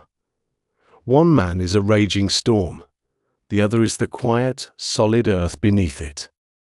Pilate steps forward to the very edge of the balcony. He raises his hands high into the air, signaling for the massive crowd to quiet down. The shouting slowly dies away, leaving only a tense, heavy hum in the hot air. His voice booms out over the open courtyard, carrying over the heads of the thousands of people gathered below. He asks them a simple, direct question. Which of these two men do you want me to release to you today? Pilate fully expects them to choose the harmless, peaceful teacher. He expects human reason and basic decency to win. But he deeply underestimates the power of a stirred crowd. The religious leaders have been moving quickly through the packed courtyard, whispering urgently into the ears of the people, stirring up deep fears and planting the bitter seeds of anger. A crowd does not think with careful logic. It simply reacts to pure emotion. A low, dark rumble begins in the back of the courtyard, sounding like an approaching thunderstorm. The sound quickly swells, moving forward, growing into a deafening, unified roar that shakes the very stones of the fortress. They shout the name of the violent rebel. They ask for Barabbas. Pilate is completely stunned. He leans over the balcony and asks what he should do with the man from Nazareth. The crowd roars back, their voices blending into a single terrifying wave of sound, demanding the ultimate, brutal Roman punishment. The noise is absolutely overwhelming. Pilate realizes in that moment that he has lost total control.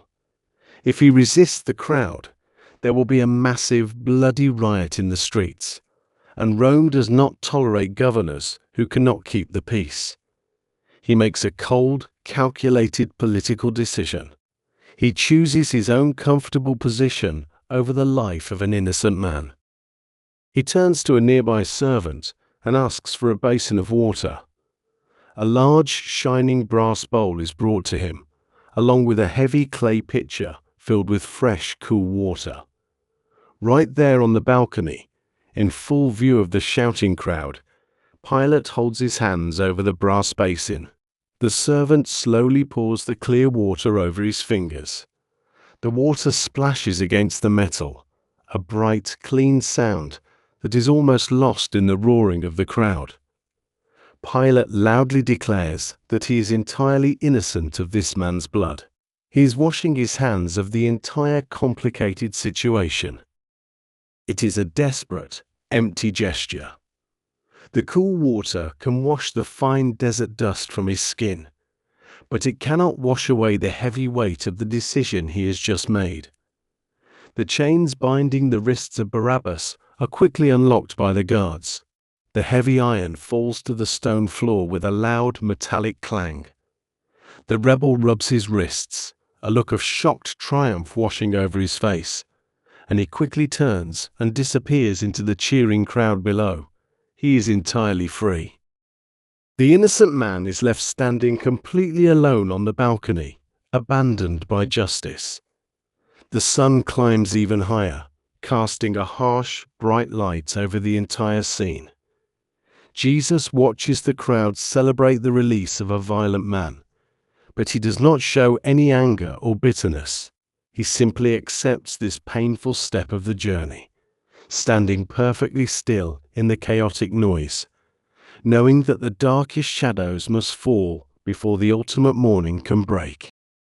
As you picture that clear, cool water pouring over the hands of the Roman governor, think about the heavy things in your own life that you need to let go of tonight. There are so many times when we must accept that we simply cannot control the outcome of a situation.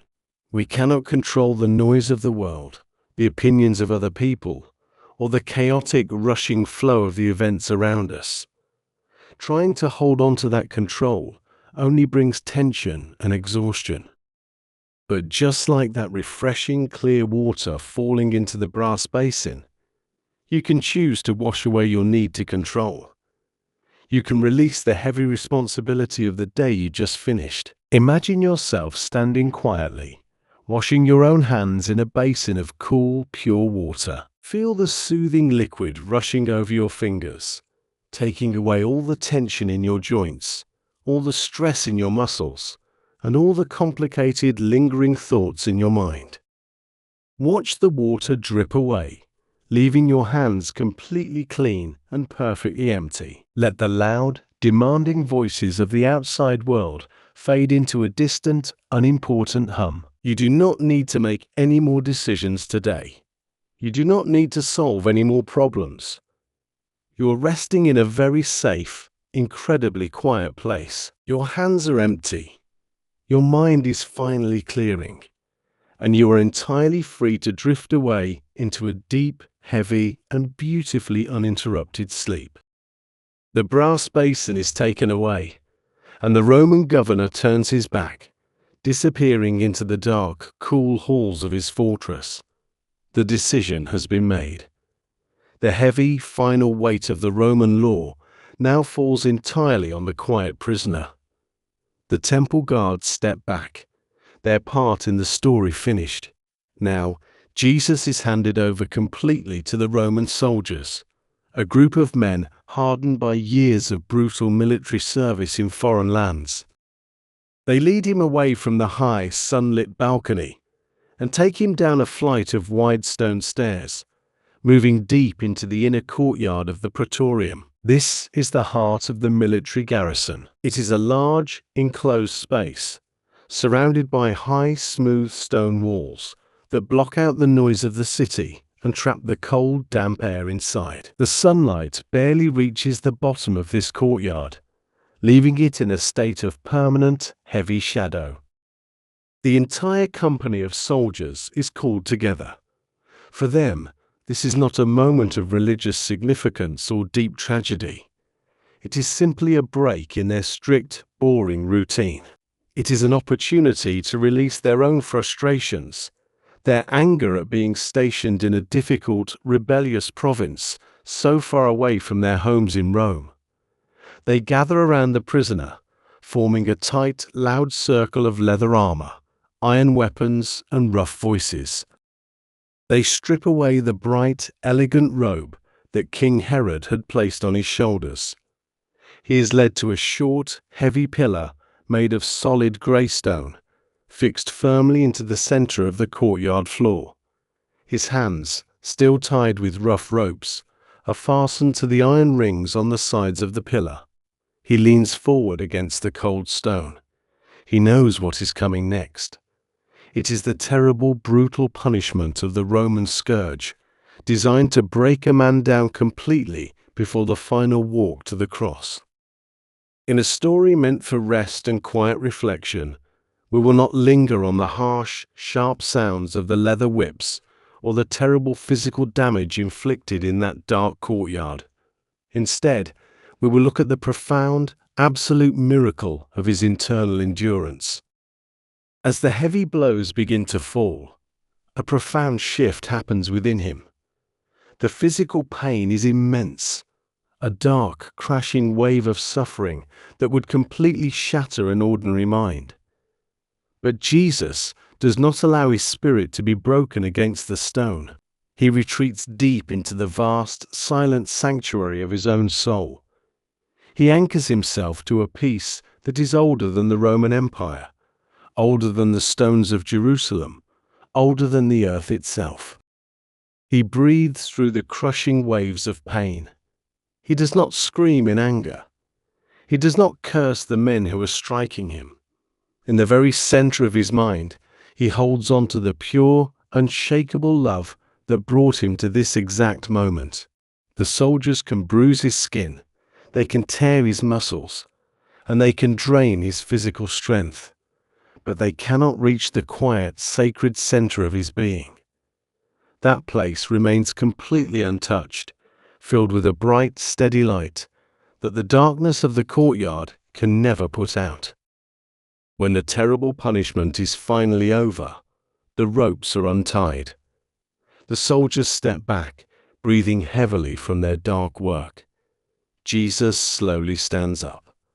His body is deeply exhausted, trembling from the shock and the heavy loss of blood, but he does not collapse. He stands quietly in the center of the soldiers, a picture of incredible, tragic dignity. But the cruelty of the soldiers is not finished. They want to mock the idea of his peaceful kingdom. They want to turn him into a foolish, broken king.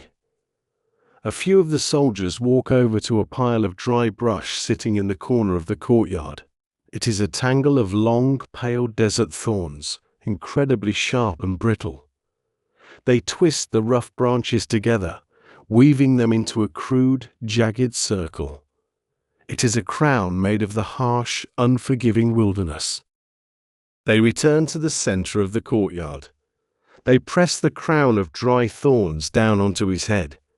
The sharp points pierce his skin, adding a new, stinging layer of pain to his heavy burden. Then they find an old, faded purple military cloak, a cheap imitation of royal colors. They drape it roughly over his bleeding shoulders.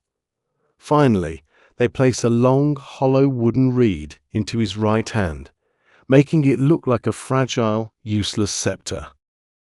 The soldiers begin their cruel game. They walk up to him one by one. They kneel on the cold stone floor in front of him, bowing their heads in fake, mocking reverence. They laugh loudly, their voices bouncing off the high stone walls. They shout, "Hail, King of the Jews!" They stand up, spit in his face, and take the wooden reed from his hand, using it to strike the crown of thorns, driving the sharp points deeper.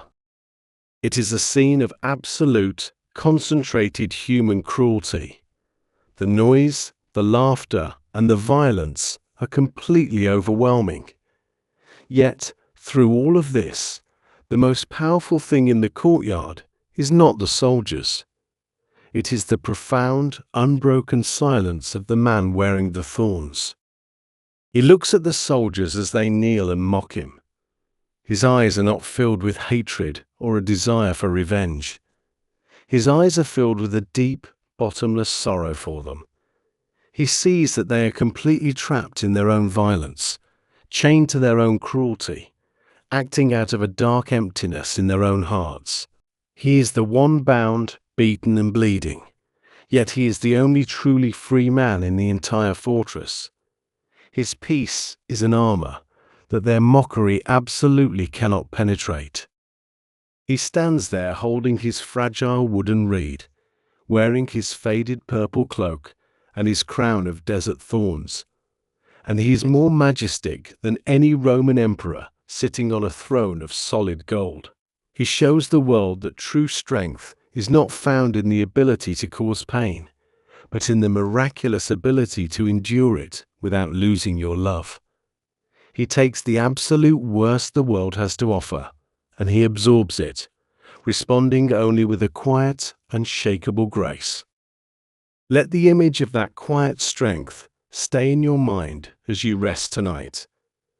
We all face moments in our lives when the world feels cruel, unfair, or overwhelmingly heavy. We face times when we feel misunderstood, mocked, or battered by the difficult circumstances around us. In those moments, it is so easy to become angry, to fight back, or to let the harshness of the world turn our own hearts bitter and cold. But you do not have to let the outside world control your inner peace. Just like the quiet sanctuary he found within himself while tied to the stone pillar, you have a safe, quiet place deep inside your own mind. When the noise of your life becomes too loud, you can simply retreat inward. You can build a protective wall of silence around your heart. Imagine that soft, protective silence wrapping around you right now. It is thicker than a heavy woolen blanket. It absorbs all the stress, all the unkind words, and all the frustrations of your day. The loud voices of the world cannot reach you here. Let your breathing become a slow, steady anchor, holding you firm and safe in the quiet dark. Let the muscles in your face relax completely. The difficult moments of your day are over. You have endured them, and now it is time to let them go. Sink deeply into your bed, resting in the beautiful, untouchable peace that belongs entirely to you. The heavy, mocking laughter of the Roman soldiers slowly dies down in the cold courtyard. Their cruel game has lost its dark energy, because the prisoner refuses to play his part. He does not cry out, he does not beg, and he does not show any fear. He simply stands there in the dim light, wearing the faded purple cloak and the crown of woven desert thorns, breathing slowly and steadily. The heavy iron door leading back to the upper levels of the fortress opens. Pontius Pilate walks into the courtyard. The Roman governor looks at the quiet man standing by the stone pillar. Pilate sees the blood, the exhaustion, and the terrible physical toll of the Roman scourge. He believes that this tragic, broken sight will finally be enough to satisfy the anger of the religious leaders and the loud crowd waiting outside. He thinks that seeing this man reduced to such a state of physical weakness will make them realize he is no longer a threat to anyone. Pilate orders the soldiers to bring Jesus back up the wide stone stairs. They move slowly. Every step is an immense physical effort for Jesus, but he continues to walk with that same slow, dignified grace. They reach the top of the stairs and step out onto the high stone balcony known as Gabbatha. The transition from the cool, dark courtyard to the open balcony is shocking. The midday sun is now directly overhead, shining with a blinding, harsh white light. The heat radiating off the paving stones is intense. The massive crowd filling the open space below has not left. They have been waiting in the hot sun, their restless energy building into a tense, vibrating hum that fills the heavy air. When Pilate steps up to the edge of the balcony with the prisoner, the crowd goes completely silent. It is an unnatural, breathless silence, like the heavy pause in the air just before a massive lightning strike. Pilate points a commanding finger at Jesus. He projects his voice out over the vast sea of faces, speaking a very famous, very simple phrase, "Behold the man." He wants them to see the humanity of the prisoner. He wants them to see that the punishment has been severe, that the mocking has been complete, and that there is absolutely nothing left to fear. He expects the crowd to feel a sudden wave of pity, to realize that enough blood has been spilled for one day, and to simply go home to prepare for their festival. But the silence only lasts for a single heartbeat. The religious leaders, standing at the very front of the crowd, raise their voices. They shout the terrible Roman word for execution: crucify. Within seconds, the word spreads backward through the dense crowd like a violent fire catching in a dry forest. The people pick up the chant. The noise swells into a deafening, unified roar that shakes the massive stone columns of the Praetorium. The crowd does not see a broken man deserving of pity. They are completely blinded by the mob mentality, caught up in a chaotic wave of collective anger that demands a final, absolute conclusion. Pilate looks down at the shouting faces. He is a man who built his entire career on logic, military strategy, and Roman law. But in this blinding midday heat, logic has completely vanished. The law has been replaced by the raw, terrifying power of a chaotic mob. He knows that if he tries to release the prisoner now, the city will tear itself apart in a massive, bloody riot. Pilate turns his head and looks at Jesus one last time. He sees the crown of thorns and the quiet, steady eyes. Pilate shakes his head, completely defeated by the noise of the world. He steps back into the shadows of the balcony and gives a short, sharp nod to the captain of the guard. The final official sentence of death has been silently given. The journey to the hill of Golgotha is now inevitable. The Roman soldiers take Jesus back inside the cool stone walls of the fortress. The brief, cruel reign of the mock king is over. Rough hands grab the heavy, faded purple cloak and pull it away from his shoulders.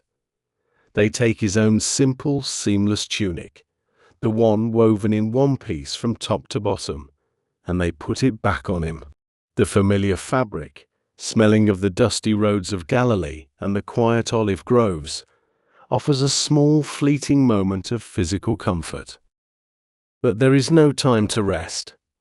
The soldiers are moving quickly now, efficient and strictly focused on their dark task. They lead him out to the heavy wooden gates at the back of the Praetorium. Waiting there in the dusty street is the instrument of his final journey. It is the heavy, horizontal wooden crossbeam, known as the patibulum. It is not smooth or polished. It is a massive, rough-hewn piece of timber cut from a strong desert tree. The wood is pale and heavy, covered in sharp splinters and smelling of dry sap and old earth. Two soldiers lift the massive beam. The wood groans under its own weight. They step behind Jesus and place the heavy timber roughly across the back of his torn shoulders. The sudden, crushing weight of the wood forces him to stumble forward, his knees nearly buckling against the hard stones of the street. The physical burden is immense. His muscles tremble as he fights to find his balance under the terrible load. The rough bark of the heavy beam presses hard against the fresh wounds on his back, a constant, agonizing friction with every single breath he takes. The captain of the guard sits high on a large, restless brown horse. He raises his hand and gives a loud, barking command. The heavy iron gates of the fortress are pulled open completely. The bright, blinding light of the busy city floods into the shadowy gateway. A squad of Roman soldiers forms a tight protective square around Jesus, pushing back the massive, pressing crowd that has gathered to watch the procession begin. Jesus takes a deep, slow breath of the hot, dusty air. He tightens his grip on the rough wood resting across his shoulders. He lifts his head, looks straight ahead down the long, narrow, winding street, known as the Via Dolorosa, the Way of Sorrow, and he takes his very first heavy step. The long walk to the place of the skull has begun. As you picture the heavy, rough wooden beam pressing down on his tired shoulders, take a moment to gently reflect on the invisible burdens that you carry in your own life. We all carry heavy weights. We carry the stress of our daily work, the anxious thoughts about the future, the complicated responsibilities of our families, and the silent personal struggles that no one else can see. Sometimes we carry these burdens for so long that we forget how heavy they actually are. We become completely used to the constant pressure, the tight muscles in our neck and shoulders, and the restless energy in our minds. But right now, in the quiet safety of this moment, you do not need to carry any of it. The long road of your day has come to an end. You are safe in your room.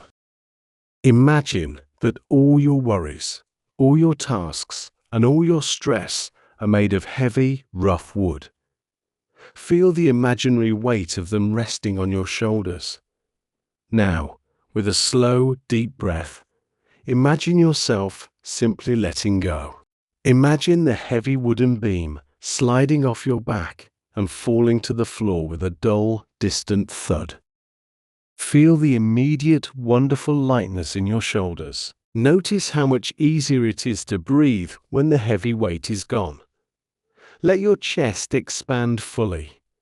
Let your arms rest completely limp by your sides. Sink deep into the soft, forgiving surface of your bed. The world can wait until tomorrow. Tonight, your only job is to be weightless, to be completely free of your burdens, and to drift softly into a deep, healing, and peaceful sleep. The Via Dolorosa is not a grand open highway. It is a narrow, winding street that cuts through the very heart of the ancient, crowded city of Jerusalem. The tall stone buildings press closely together on both sides, making the street feel like a deep, shadowed canyon. The air is stifling, trapped between the walls, completely still and heavy with the intense midday heat. The noise here is overwhelming. The shouting of the crowd, the loud rhythmic clanking of the Roman armor, and the sharp commands of the soldiers bounce back and forth off the flat stone walls, creating a dizzying, confusing echo. Jesus walks slowly under the crushing weight of the heavy wooden crossbeam. The rough wood bites into his shoulders with every single step. His breathing is shallow and rapid, his lungs fighting for air in the thick, dusty heat. The smooth limestone paving stones beneath his feet are completely unforgiving. They are polished by years of foot traffic, making them slippery under his thin leather sandals. He focuses entirely on the ground right in front of him. He cannot look too far ahead, or the sheer length of the painful journey will become too much to bear. He places one foot in front of the other, establishing a slow, agonizing rhythm. Step, breathe, step, breathe. The world around him blurs into a chaotic mix of noise and heat, but his internal focus remains sharp and completely clear. The street begins a slight, steady incline, rising toward the city gates. The added effort of climbing the hill drains his remaining strength very quickly. The heavy wooden beam seems to grow heavier with every passing second, pressing down on him like a solid mountain of stone. His steps become slower, his balance less certain. Suddenly, his foot catches on an uneven edge of a paving stone. His exhausted legs can no longer support the massive weight. He stumbles forward. He cannot put his hands out to break his fall because they are wrapped tightly around the heavy wood.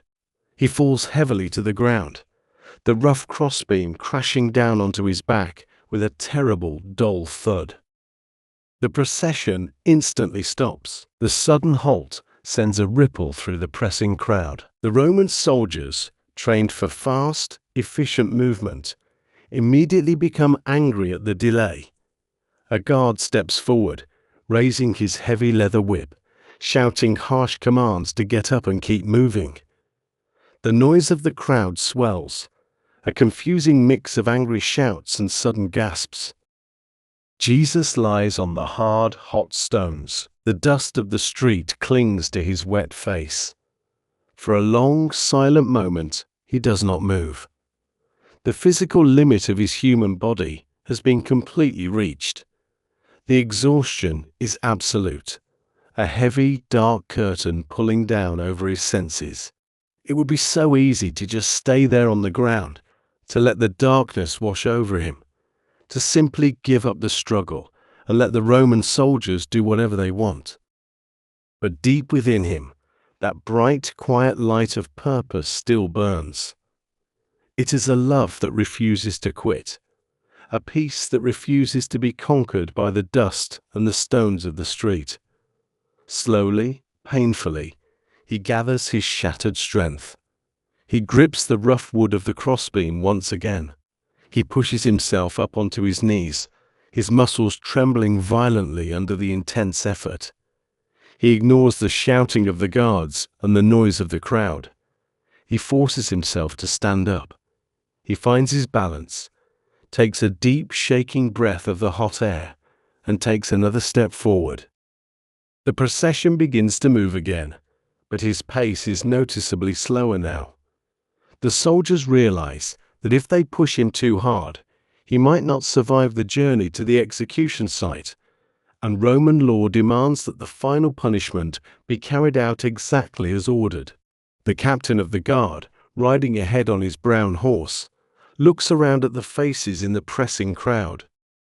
He spots a man standing near the edge of the street, watching the chaotic scene with wide, frightened eyes. He is a strong, solidly built man, clearly a traveler who has just arrived in the city from the countryside. His name is Simon, and he comes from the distant coastal city of Cyrene in northern Africa. He has traveled a vast distance to celebrate the peaceful festival of Passover, completely unaware that he is about to be pulled into the very center of the darkest day in history. The captain points his riding crop directly at Simon. He shouts a sharp, undeniable command. A Roman guard quickly steps forward, grabs Simon roughly by the shoulder, and pulls him violently out of the crowd and into the center of the street. Simon is terrified. He tries to pull away, stammering that he is just a visitor, that he has nothing to do with this execution. But the soldiers do not listen. They do not care about his plans or his innocence. They shove him toward the exhausted prisoner. They lift the massive, rough-hewn wooden crossbeam off the bleeding shoulders of Jesus. The sudden release of the crushing weight is a brief, intense moment of physical mercy. The soldiers take the heavy timber and place it firmly onto the strong, fresh shoulders of Simon of Cyrene. Simon staggers slightly under the sudden, unexpected weight. The wood is incredibly heavy, rough, and stained with sweat and blood. He looks at Jesus. For a single, fleeting second, their eyes meet in the noisy, chaotic street. Jesus does not say a word, but his look is one of profound, quiet gratitude. It is an acknowledgement of a shared burden, a brief connection of shared humanity in the middle of a brutal, inhuman procession.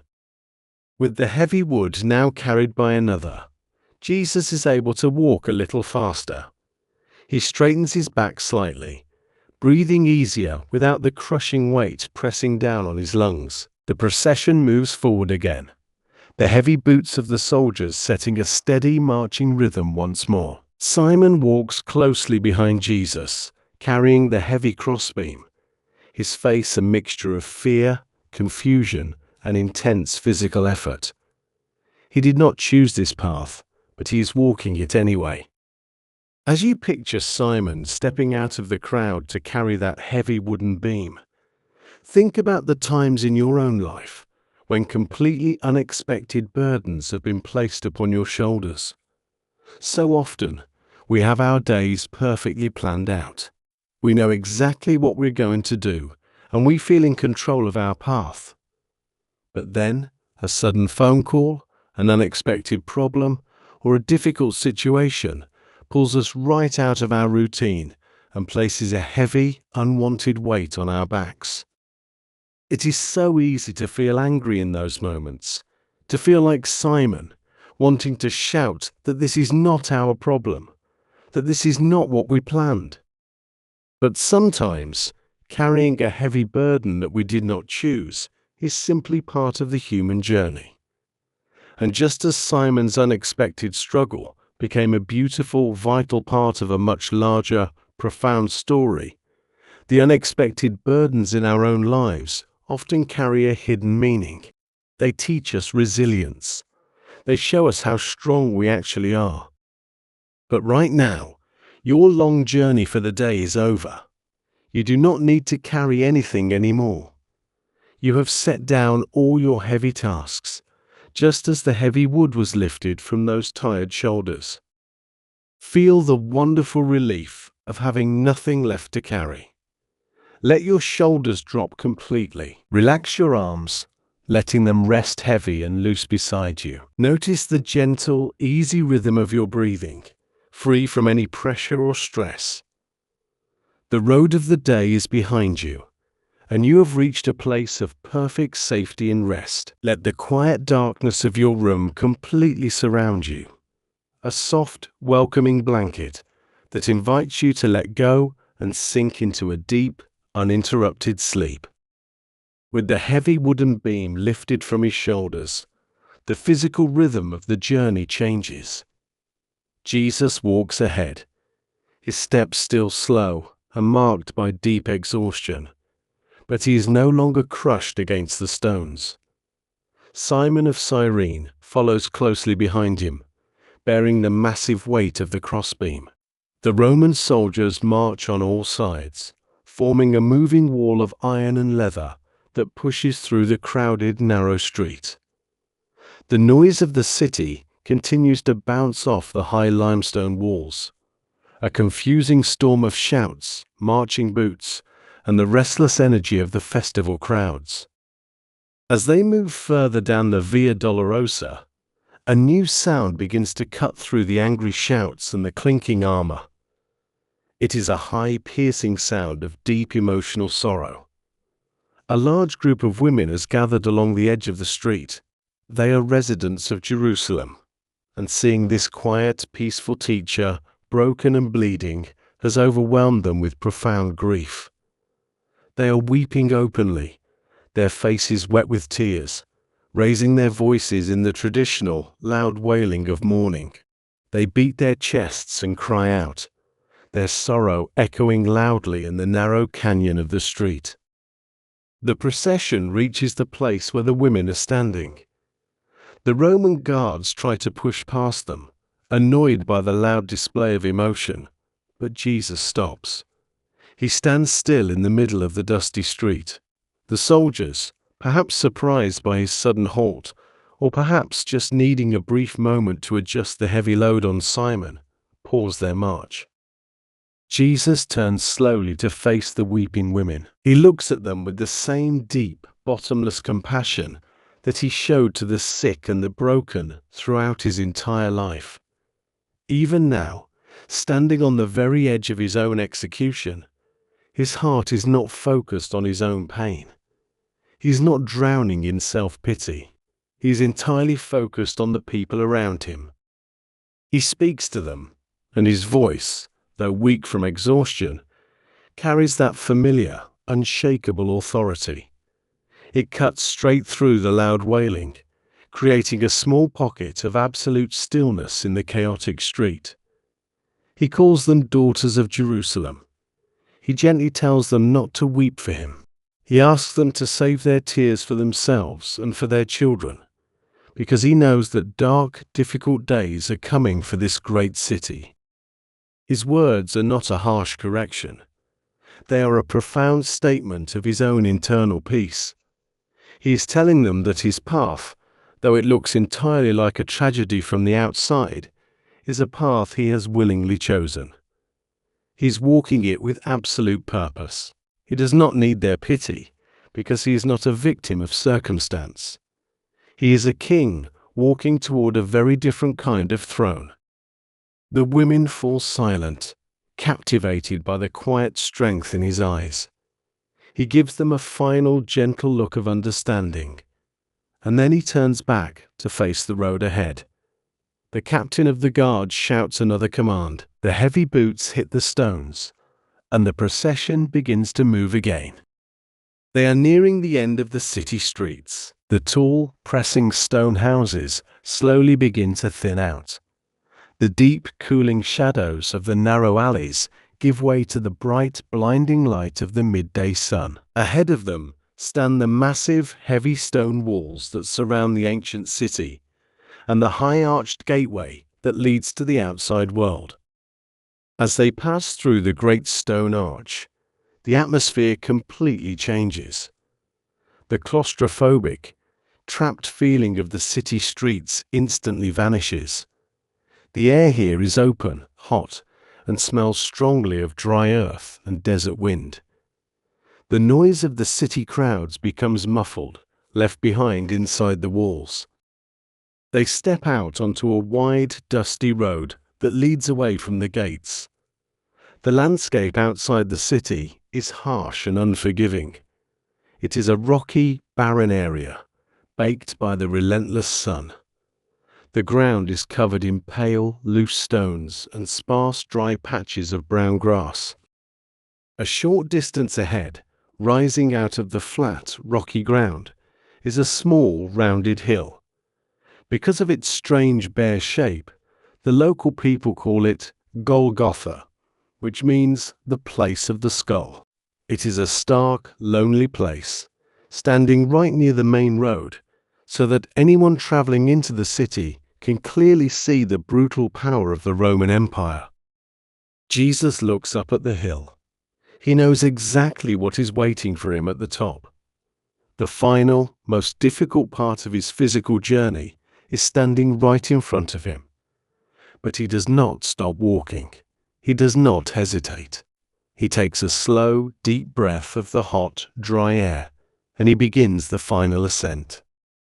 Simon of Cyrene follows him, his face pale, his muscles burning under the immense weight of the wooden beam. They walk together up the dusty, uneven slope, leaving the great city of Jerusalem completely behind them. As you picture them walking out through those heavy stone gates and leaving the noisy city behind, take a moment to do the same thing in your own mind.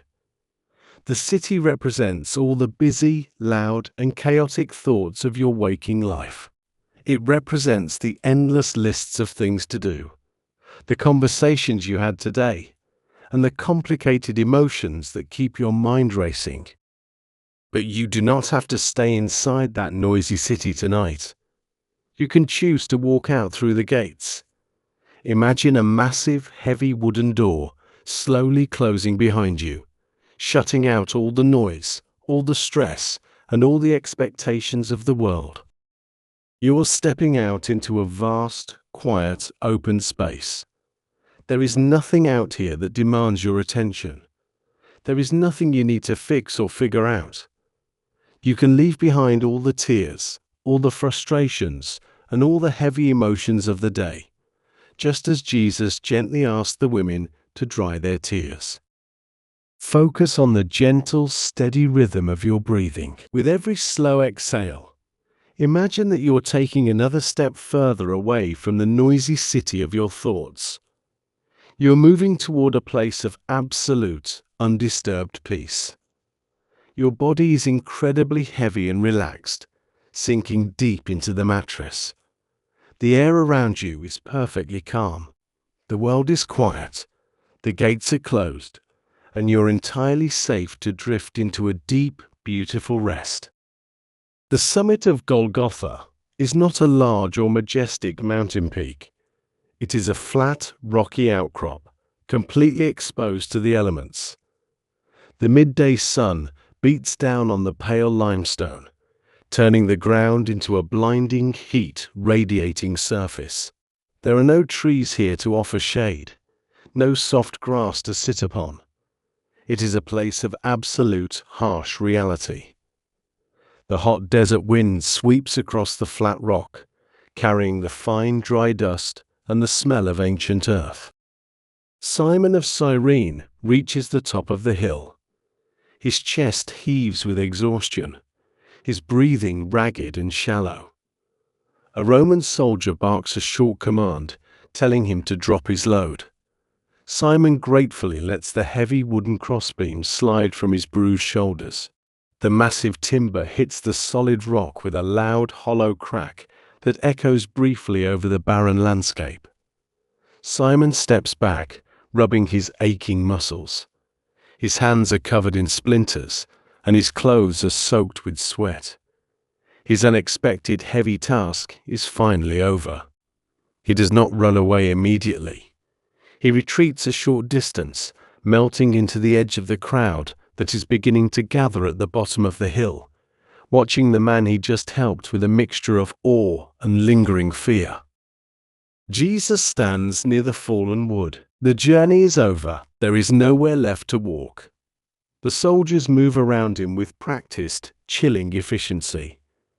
They drop their heavy leather bags onto the rocks. The metallic clinking of iron nails and heavy hammers being pulled from the bags is a sharp, mechanical sound in the hot wind. Before the final work begins, a soldier approaches Jesus, carrying a small clay pitcher and a rough sponge. The Roman executioners are brutal men, but they have learned that a struggling, panicked prisoner makes their dark job much more difficult. To calm the nerves and dull the intense pain, they offer a traditional drink. It is a mixture of cheap, sour wine, heavily laced with myrrh and bitter gall. The myrrh acts as a mild narcotic, a powerful sedative meant to cloud the mind and numb the senses. The soldier lifts the sponge to the parched, cracked lips of Jesus. It is the first liquid offered to him since the quiet dinner the night before. The smell of the sour wine and the sharp, earthy scent of the myrrh is strong in the dry air. Jesus tastes it. He feels the bitter liquid on his tongue. He knows exactly what it is and what it is meant to do. It is an offer of temporary escape, a chance to slip into a foggy, drugged state and avoid the sharp reality of the pain to come. But Jesus gently turns his head away. He refuses the drink. His refusal is completely silent, but profoundly powerful. He does not want to be numb. He does not want to face this final, ultimate moment with a clouded mind. He has chosen this path out of a deep, conscious love, and he intends to walk it with his eyes wide open, fully aware, fully present, and fully awake to the very end. He embraces the absolute reality of his human experience, refusing to hide from it. The soldier shrugs, drops the sponge back into the clay pitcher, and turns away. The time has come for the final stripping away of the world. According to the harsh Roman custom, a man condemned to the cross must leave the world with absolutely nothing. He must be completely vulnerable, stripped of all earthly possessions, all dignity, and all status. The soldiers step forward and begin to take off his clothes. They pull the heavy, dusty outer cloak from his shoulders. Then they reach for his inner garment. It is a simple, beautifully made tunic. It is not made of rough pieces sewn together, but woven seamlessly in one continuous piece of fabric from the top to the bottom. It is a garment of quiet quality, perhaps woven with deep love by the hands of his mother, or one of the faithful women who followed him from the north. As the tunic is pulled away, the fresh, painful wounds from the Roman scourge are exposed once again to the hot sun and the biting wind. He is left completely bare to the world. He has no wealth, no army, no titles, and now, not even the simple clothes on his back. To the eyes of the soldiers and the mocking crowd, it is the ultimate picture of defeat and humiliation. But if you look closely, past the physical vulnerability, a completely different truth is revealed. Stripped of everything the world values, his true nature shines with incredible clarity. He does not need expensive robes or golden crowns to hold his dignity. His dignity is woven directly into his soul. Standing there with absolutely nothing, he is still entirely whole, entirely peaceful, and entirely unshakable. The soldiers toss his clothes onto a pile on the dusty ground. They divide his outer garments among themselves, a small, practical bonus for their dark work. But when they pick up the seamless tunic, they pause. They feel the quality of the continuous weave. They realize that if they tear it into pieces to share it, they will completely ruin it. One of the soldiers reaches into a small leather pouch at his belt and pulls out a set of carved bone dice. Right there, at the feet of the man who is about to change the history of the universe, the soldiers sit down in the dust.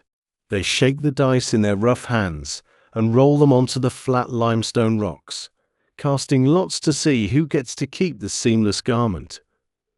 The small, clicking sound of the bone dice hitting the stone is a surreal, mundane noise in the middle of a cosmic tragedy. They are completely focused on winning a piece of cloth, entirely blind to the immense, world-altering event unfolding right above their heads. Jesus watches them gamble for his clothes. He holds no anger toward them. They are simply men lost in the small, greedy games of the world, unaware of the vast ocean of eternity surrounding them. He stands quietly in the hot wind, his mind completely clear, his spirit perfectly calm, waiting for the final act to begin. As you rest in the quiet darkness of your room, think about the seamless tunic and the letting go of all earthly things. Throughout the day, we wear so many different clothes. We wear the heavy armor of our professional titles. We wear the carefully chosen outfits of our social roles. We carry the weight of our possessions, our bank accounts, and our public image. We wrap ourselves in these things, hoping they will give us value and protect us from the world. But tonight, you do not need any of those things. When you lie down to sleep, you are exactly like that quiet figure on the hill. You are stripped of your titles, your job, and your daily responsibilities. You are simply yourself, resting in the quiet dark. And that is a beautiful, deeply comforting truth. Your worth is not determined by the clothes you wear, the things you own, or the roles you play. Your value is completely intrinsic, woven seamlessly into your very being. Imagine taking off all those invisible, heavy layers right now. Imagine unbuttoning the stress of your workday and letting it fall to the floor. Unzip the expectations of others and step out of them completely. Let go of your worries about tomorrow, casting them aside like an old, worn-out cloak. You are safe. You are comfortable. You are resting in the pure, simple truth of your own peaceful existence. Let the soft blankets wrap around you, much softer than any royal robe. Sink deeply into the mattress, letting the quiet of the night wash over you. Your mind is clear, your body is relaxed, and you are perfectly ready to drift away into a deep, heavy, and dreamless sleep. The game of dice comes to an end. A soldier scoops up the small bone squares and the seamless tunic, tucking them away. The brief distraction is over, and the dark, mechanical work of the execution must now be finished. The soldiers walk back over to the heavy wooden crossbeam lying in the white dust. Jesus does not need to be pushed or forced down onto the wood. He lowers himself slowly. He feels the rough, splintered surface of the heavy timber against his torn back. Above him, the sky is an endless, blinding dome of bright blue. The sun is at its highest point, pouring a harsh, revealing light over the barren hilltop of Golgotha. The wind sweeps across his face, carrying the dry, ancient smell of the desert. He stretches his arms out wide along the horizontal beam. He opens his hands completely. These are the same hands that touched the eyes of the blind, the hands that broke the warm, unleavened bread, the hands that washed the dusty feet of his friends just one night ago. Now, they are open in a gesture of total, absolute surrender to the world. He does not close them into tight, angry fists. He leaves them open, holding nothing back. A Roman soldier kneels beside him. He holds a long, thick iron spike. He raises a heavy iron hammer. The first strike rings out over the quiet hilltop. It is a loud, sharp, metallic sound, a heavy clanging noise that echoes down into the valleys surrounding Jerusalem. The sound repeats, a slow, terrible, rhythmic beating. With each loud strike of the hammer, a profound shock wave travels through his body, yet his spirit remains anchored in that deep, untouched ocean of peace. He does not scream. He breathes through the agony, his face pale and covered in a cold sweat, his eyes looking straight up into the vast, empty sky. When his hands and feet are finally bound to the wood, the soldiers prepare to lift him up. They attach thick, heavy ropes to the crossbeam. They brace their boots against the limestone rocks and pull with all their strength. The heavy wood groans and creaks as it is slowly dragged upward. The base of the vertical wooden post is guided toward a deep, narrow hole carved directly into the solid rock of the hill. With a final, loud shout from the captain, the cross is pushed upright. The heavy wooden base slides into the dark hole and hits the bottom with a massive, earth-shaking thud. The sudden drop sends a violent, tearing shock through his suspended body. The physical reality of the crucifixion settles in completely. He is now hanging between the earth and the sky, supported entirely by the cruel iron and the rough wood. He is not alone on the hill. The Romans are executing 2 other men today, 2 criminals convicted of robbery and rebellion in the city. Their crosses are lifted and dropped into the stone right next to his, one on his right side and one on his left. The air is immediately filled with their noise. They writhe and twist against their ropes and nails, fighting the wood, fighting the soldiers, and fighting the terrible pain. They curse loudly. Their voices raw and full of bitter, frantic anger. They are terrified, and their terror turns into a violent, desperate noise. But in the center, between the 2 noisy, struggling men, there is a profound stillness. Jesus does not fight the wood. He does not struggle against the iron. He allows his body to hang heavy. His breathing becomes a terrible, slow labor. Every single breath requires him to push up against the piercing pain in his feet and pull against the tearing agony in his hands, just to fill his lungs with a small amount of the hot, dry air. It is a slow, rhythmic cycle of suffering, an exhausting battle just to stay alive for 1 more minute. Below him, the crowd has gathered. The religious leaders who demanded this execution stand near the front, looking up at the man they have finally defeated. They shout insults, mocking his teachings and his miracles. They tell him to come down from the cross if he truly has the power he claimed. The soldiers sit in the dust, completely ignoring the dying men above them, passing around a skin of cheap wine and making crude jokes to pass the time. It is an environment of pure, concentrated hatred and cruel indifference. The noise of the mockery floats up to him on the hot wind, mixing with the desperate, angry shouts of the two thieves hanging beside him. He is surrounded by the very worst of human nature. Jesus takes a slow, agonizing breath, pushing himself upward to speak. His voice is not loud. It is barely more than a dry, exhausted whisper. Yet it carries a weight that is heavier than the stones of the hill and older than the ancient city below. He looks down at the soldiers, at the angry leaders, and at the laughing crowd. He says, "Father, forgive them, for they do not know what they are doing." It is the most powerful, unexpected sentence ever spoken in the history of the world.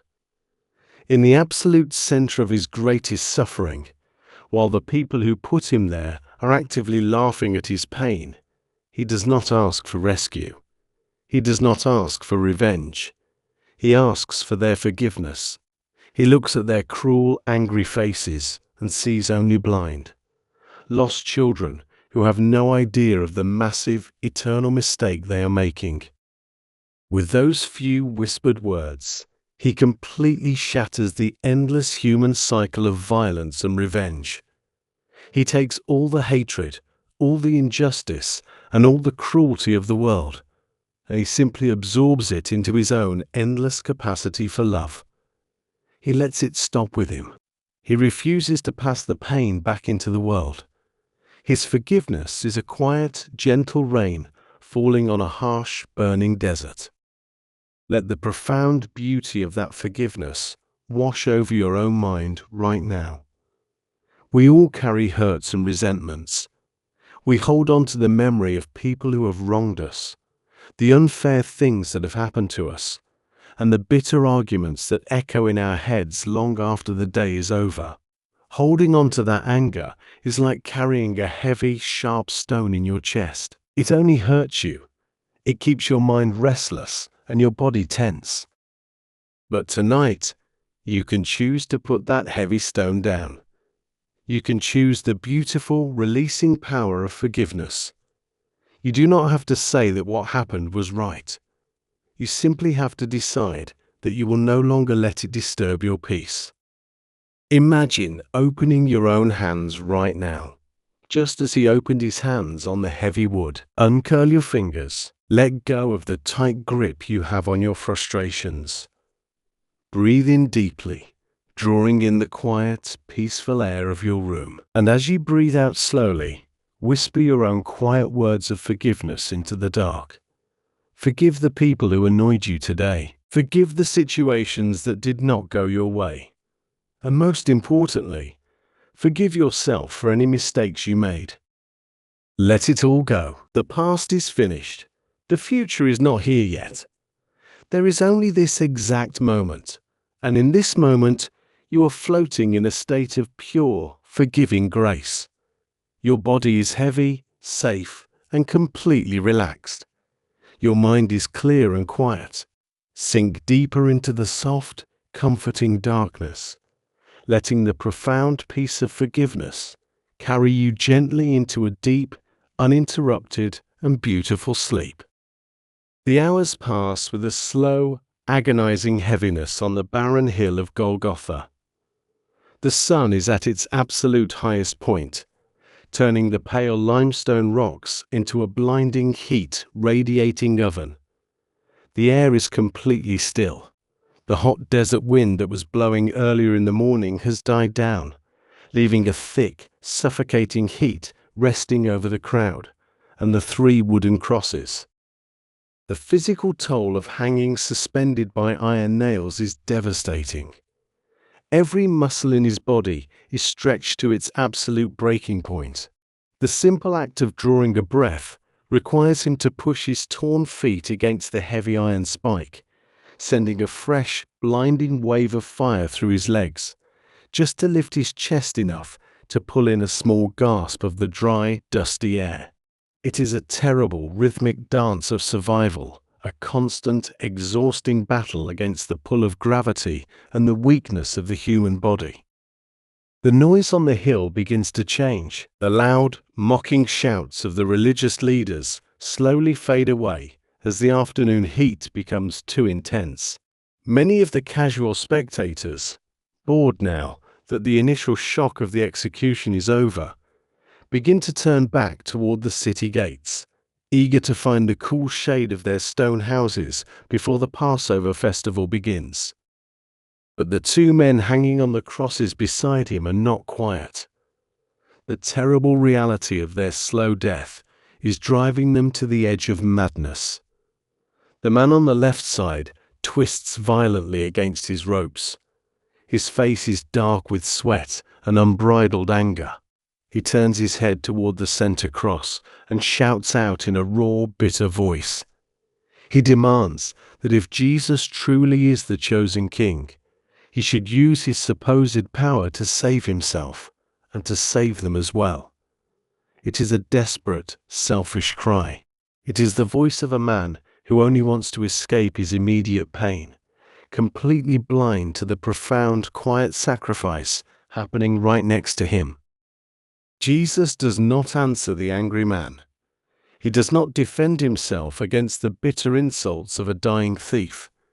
He simply lets the angry words float away into the hot, empty air. But the man hanging on the right side is different. The slow hours of suffering have not made him angry. They have made him incredibly quiet and reflective. The approaching reality of the end has stripped away all his pride and all his worldly defenses. He turns his head toward the angry thief on the left, his breathing shallow and labored. He speaks up, his voice weak but firm, with a new, strange clarity. He rebukes the other man. He tells him that they both deserve to be hanging on this wood. They are paying the heavy price for the violent, selfish choices they made in their own lives. He admits his own guilt completely. But then he looks at the man hanging in the middle. He says that this man has done absolutely nothing wrong. The second thief understands something that the educated religious leaders and the powerful Roman governor completely missed. He looks past the blood, the dust, and the mocking crown of thorns, and he sees the pure, innocent truth of the man beside him. The thief takes a deep, painful breath. He looks directly at Jesus. He does not ask to be rescued from the cross. He does not ask for his physical life to be saved. He only asks for a single, profound thing. He says softly, "Remember me when you come into your kingdom." It is a beautiful, deeply humble request. It is a complete surrender of his past mistakes and a quiet hope for a peaceful future. Jesus turns his head. The movement causes a fresh wave of agony to wash over his torn shoulders, but he ignores the pain. He looks directly into the eyes of the dying thief. His eyes are not clouded by his own suffering. They are completely clear, filled with that same bottomless, unshakable ocean of love. He speaks, and his words are a soothing balm poured directly over the broken heart of the man beside him. He makes a firm, absolute promise. He says, "Truly I tell you, today you will be with me in paradise." It is a promise of immediate, total restoration. He does not tell the thief that he needs to suffer more to pay for his crimes.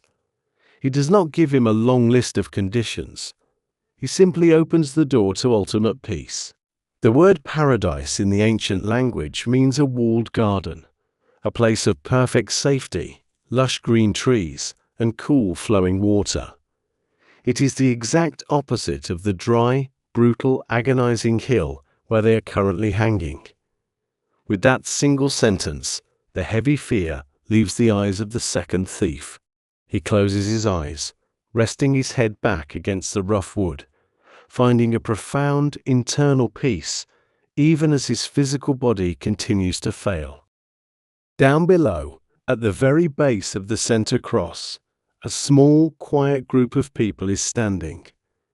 When the soldiers arrested him in the garden, almost all of his closest friends ran away, hiding in the dark alleys of the city out of pure terror. But a few have bravely followed him all the way to this terrible hill. His mother, Mary, stands there in the white dust. The pain of a mother watching her child suffer is a heavy, crushing sorrow that cannot be adequately described by any human words. Her face is pale, marked by the tracks of silent tears, but she does not scream or faint. She stands there with a quiet, breaking strength, refusing to leave him alone in his final hours. Standing right next to her, supporting her by the arm, is John, the youngest of the disciples, the same young man who had rested his head on the table during the peaceful meal just one night ago. Jesus looks down from the heavy wood. Even now, in the middle of the greatest physical and emotional suffering the world has ever known, his thoughts are not focused entirely on himself. He looks at his mother. He knows that his time in this physical world is almost over, and he wants to make absolutely sure she is cared for and protected. He speaks down to her, his voice a dry whisper carrying over the sound of the soldiers throwing dice in the dust. He says, "Woman, here is your son." He looks at John and says, "Here is your mother." In the shadow of the cross, he creates a new family. He bridges the gap of his own departure by connecting the two people he loves most in the world. He gives them to each other, ensuring that neither of them will have to face the coming dark days completely alone. John nods his head slowly, tears welling in his eyes, silently accepting the heavy, beautiful responsibility. As the afternoon slowly progresses, the atmosphere on the hill begins to change. The intense, blinding heat of the sun suddenly feels different. The bright blue sky overhead starts to lose its vibrant color. A strange, unnatural shadow begins to creep over the edges of the horizon. It is not the soft, golden light of the evening approaching. It is a heavy, unnatural darkness, crawling slowly across the sky in the very middle of the day. The wind picks up again, but it is no longer the hot, dry breath of the desert. It is a cold, sudden wind that sweeps across the limestone rocks, making the Roman soldiers shiver and look up at the sky in confusion. The world itself seems to be reacting to the profound weight of what is happening on the wooden beam. The deep, heavy shadows are gathering, preparing to cover the hill of Golgotha in a great, unexpected silence. As you picture that ancient promise of paradise, that quiet, walled garden of perfect peace, let your own mind travel there right now. The thief on the cross could not change his past, but he was given immediate access to a place of ultimate rest. You do not need to carry the mistakes of your past into your sleep tonight. Whatever things you wish you had done differently today, whatever words you wish you had not said, let them all go. You are completely forgiven by the quiet night.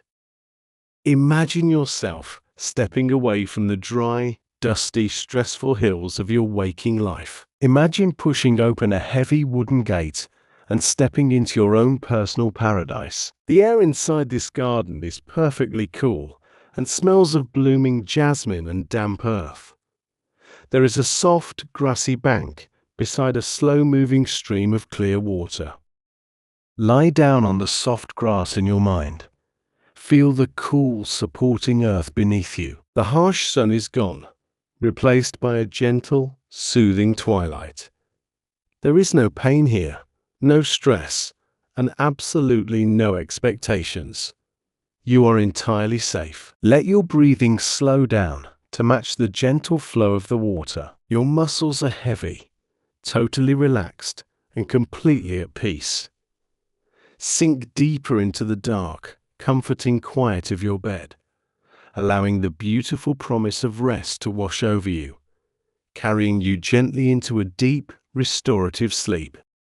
The unnatural darkness continues to spread across the sky over Jerusalem.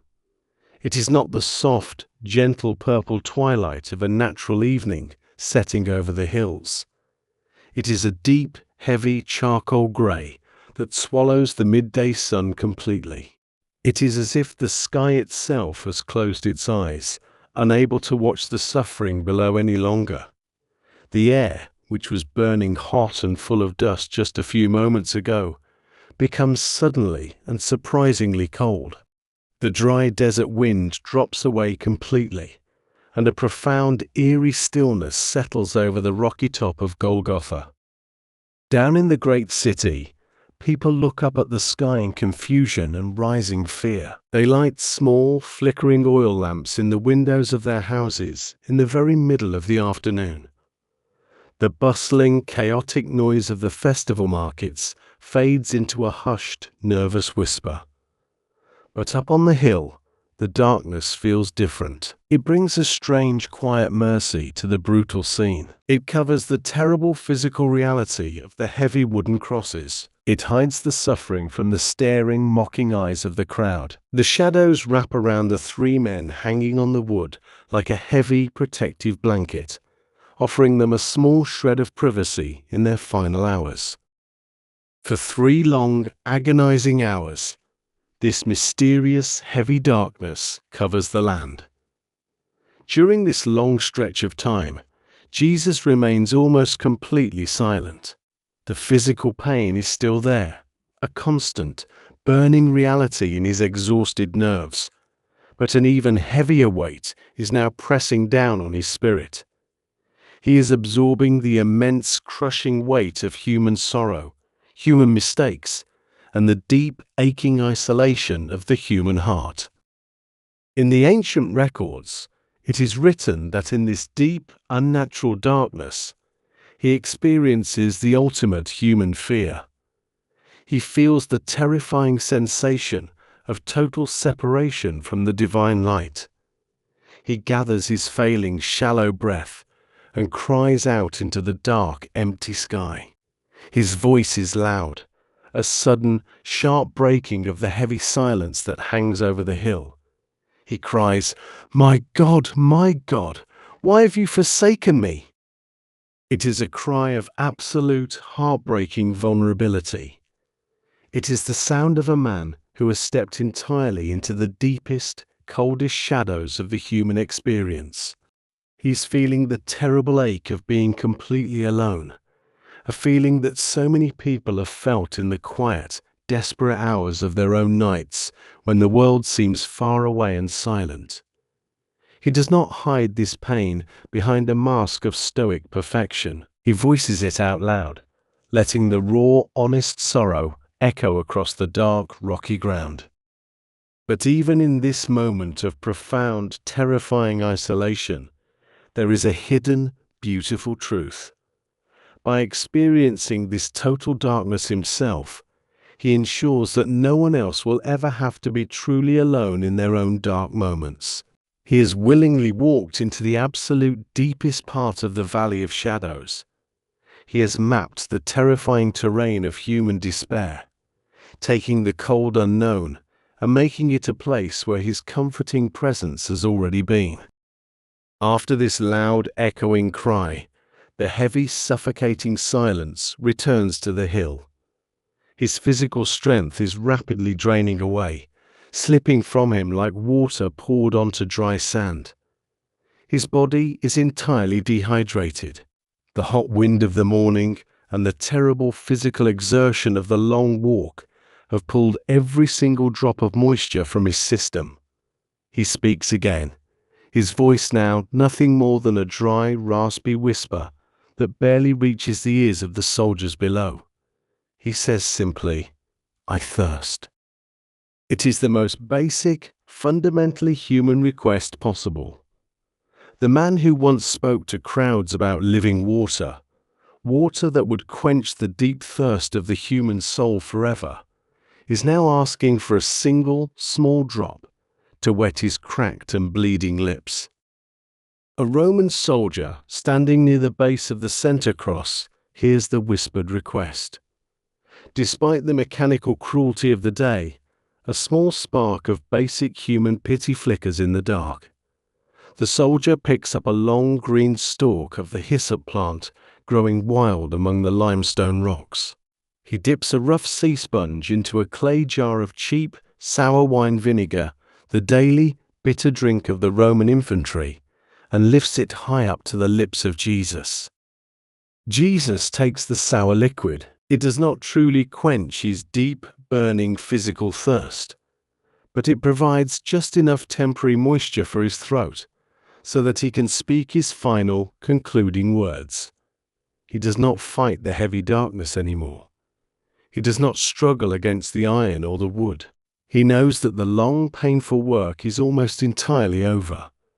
The heavy, crushing burden he agreed to carry in the quiet garden the night before has been borne all the way to the very end. The darkness over the hill seems to reach its absolute thickest point. The air is so heavy and so perfectly still that it feels like the entire world is holding its breath. The Roman soldiers stand motionless in the grey light, leaning silently on their long iron spears. The remaining crowd is completely quiet, watching the center cross with a strange, heavy anticipation. The earth itself seems to pause in its rotation, waiting for the final, concluding note of this immense cosmic symphony. As you listen to the story of this profound, heavy darkness, let it gently change the way you feel about the dark room around you tonight.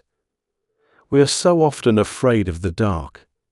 We associate it with being alone, with the unknown, and with the heavy feelings of isolation that Jesus voiced so honestly on the cross. But the dark does not have to be a place of fear or sadness. The darkness that covered the hill of Golgotha was also a blanket of deep mercy, hiding the pain from the world and offering a quiet, private space for the final letting go. Think of the darkness in your own room right now, not as an empty, lonely void, but as a soft, comforting, and protective presence. It is a gentle shadow that hides all the stressful, demanding details of your waking world. Because of the dark, you cannot see the unfinished tasks waiting on your desk. You cannot see the clock ticking away the time. The darkness erases all the visual noise and clutter of your life, leaving you with a clean, peaceful, and totally empty slate. You do not need to be afraid of the quiet. You do not need to be afraid of feeling alone in the night. Just as he stepped into the deepest shadows, so that we would never have to be truly isolated, you are accompanied in the dark by a profound, watchful, and ancient peace. Let the heavy, comforting weight of the darkness settle gently over your eyes. Let it cool your racing thoughts, just as the sudden shadow cooled the hot limestone of the ancient hill. Your body is incredibly tired from the long walk of your own day, and it is asking for the deep, restorative mercy of sleep. Do not fight the heavy, sinking feeling in your limbs. Do not fight the slow, steady closing of your eyelids. Surrender entirely to the quiet room. Let the soft, dark blanket of the night pull up right to your chin. The difficult work of your day is completely finished. There is absolutely nothing left to carry, nothing left to figure out, and nothing left to fear. Breathe in the cool, silent air and let yourself drift softly and safely into the peaceful, welcoming depths of the night. The sponge of sour wine is pulled away. The moisture on his cracked lips allows him to draw one final deep breath. The heavy, unnatural darkness still blankets the hill of Golgotha, creating a profound, intimate quiet. He does not look down at the soldiers or the crowd anymore. He looks up, past the heavy grey clouds, into a place that only he can see. He gathers the very last ounce of his physical strength. His voice is no longer a dry whisper. It rings out clear and strong, cutting through the thick, still air. He says 3 words that will echo through the rest of human history. It is finished. This is not a cry of defeat. It is not the exhausted sigh of a man giving up to the dark. It is the loud, triumphant declaration of a massive, impossible task finally completed. The long journey is over. The heavy debt of humanity has been entirely paid. The bridge between the broken world and the perfect peace of the divine has been built, using rough wood and iron nails. He lowers his head. With a voice full of absolute trust and complete surrender, he speaks one last time. "Father, into your hands I commit my spirit." And with those words, he simply stops fighting. He exhales his final breath. The heavy, painful rhythm of his chest finally stops. His head rests gently against his chest, and his physical suffering comes to an absolute, permanent end. The moment his spirit leaves his body, the physical world reacts violently. The profound silence is broken by a deep, terrifying rumble coming from far beneath the ground. The earth begins to shake. It is not a gentle tremor, but a massive, rolling earthquake. The pale limestone rocks of Golgotha split apart with deafening cracks. The Roman soldiers stumble and fall to their knees, their heavy iron spears clattering against the stones, completely terrified by the sudden, overwhelming power of the earth. Down in the city of Jerusalem, inside the great temple, an even more profound event takes place. Inside the holiest room of the temple, there hangs a massive, incredibly thick curtain. It is designed to separate the presence of God from the ordinary people. As the earth shakes, this massive veil is suddenly torn completely in two. It is not torn from the bottom up as a human would tear it, but from the very top to the bottom. The barrier is permanently destroyed. The way to perfect peace is now completely open to everyone. Back on the hill, the shaking stops.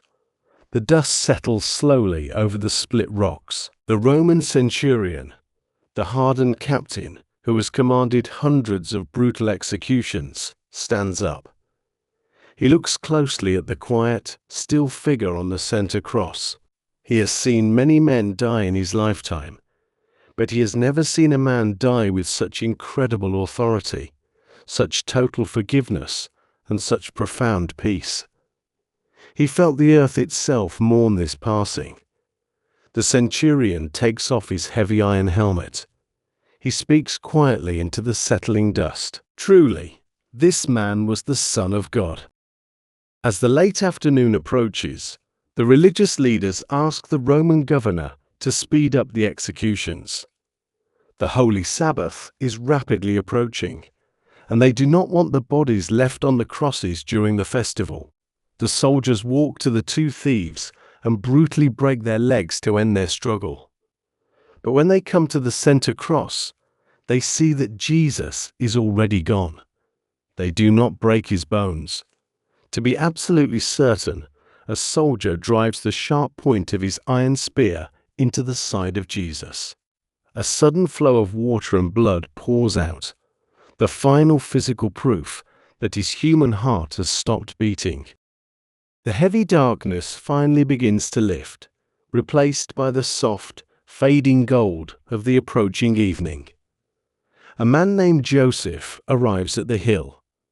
He is from a town called Arimathea. He is a wealthy man, a respected member of the religious council, but he has been a secret follower of Jesus. He has risked his entire reputation and his political standing to go directly to Pilate and ask for the body. Pilate, surprised that the prisoner is already dead, grants the request. Joseph does not come alone. He is joined by Nicodemus, another leader who once came to Jesus secretly in the dark of night. Now, he comes openly in the fading light. He brings a heavy mixture of myrrh and aloes, incredibly expensive spices meant for a royal burial. They bring clean, fine white linen cloths. With the help of the remaining guards, they begin the slow, heartbreaking task of taking the body down from the cross. The harsh, cruel hands of the executioners are finally replaced by the gentle, reverent hands of friends. They slowly pull the heavy iron spikes from the wood. They lower his lifeless body with incredible care. The hot, dry wind of the day has completely stopped, replaced by a cool, soothing evening breeze that sweeps across the rocky hill. They gently lay him on the smooth limestone. They wash the dust, the sweat, and the blood from his skin. Their movements are slow, deliberate, and full of deep love. They wrap the rich spices into the folds of the fine white linen, winding the soft cloth carefully around his body. The harsh cruelty of the long Friday is finally over, replaced entirely by quiet, profound respect and a beautiful, heavy sorrow. As you picture that gentle, careful lowering of the body, think about the end of your own long struggles. The day is fully over. The intense effort, the pain, and the heavy lifting are completely finished. The phrase "it is finished" is a beautiful, deeply comforting truth that you can apply to your own night. Whatever you tried to build today, whatever problems you tried to solve, whatever heavy burdens you had to carry, you can declare that it is finished for now. You don't need to keep carrying the weight. Just as his body was gently taken down from the rough, painful wood and wrapped in soft, clean linen, you can allow yourself to be taken down from the stressful demands of your day. Imagine taking all your responsibilities and gently laying them down on the floor beside your bed. You are wrapping your tired mind in the soft, clean linen of perfect peace. Your breathing is slow and shallow, perfectly calm. The earth is no longer shaking. It is entirely still and supportive beneath you. Let go of every last ounce of tension in your muscles. The long, difficult day is finally over. The quiet, restful time is approaching. Close your eyes, let go of the world, and surrender entirely to the deep, peaceful rest that you have so wonderfully earned. The sun dips lower toward the western horizon, painting the sky over Judea in deep, bruised shades of violet and soft, fading gold. The terrible heat of the long Friday is completely gone, replaced by the cool, comforting breeze of the approaching evening. The noise, the crowds, and the chaos of the day have all melted away, leaving only a profound, heavy quiet over the rocky landscape.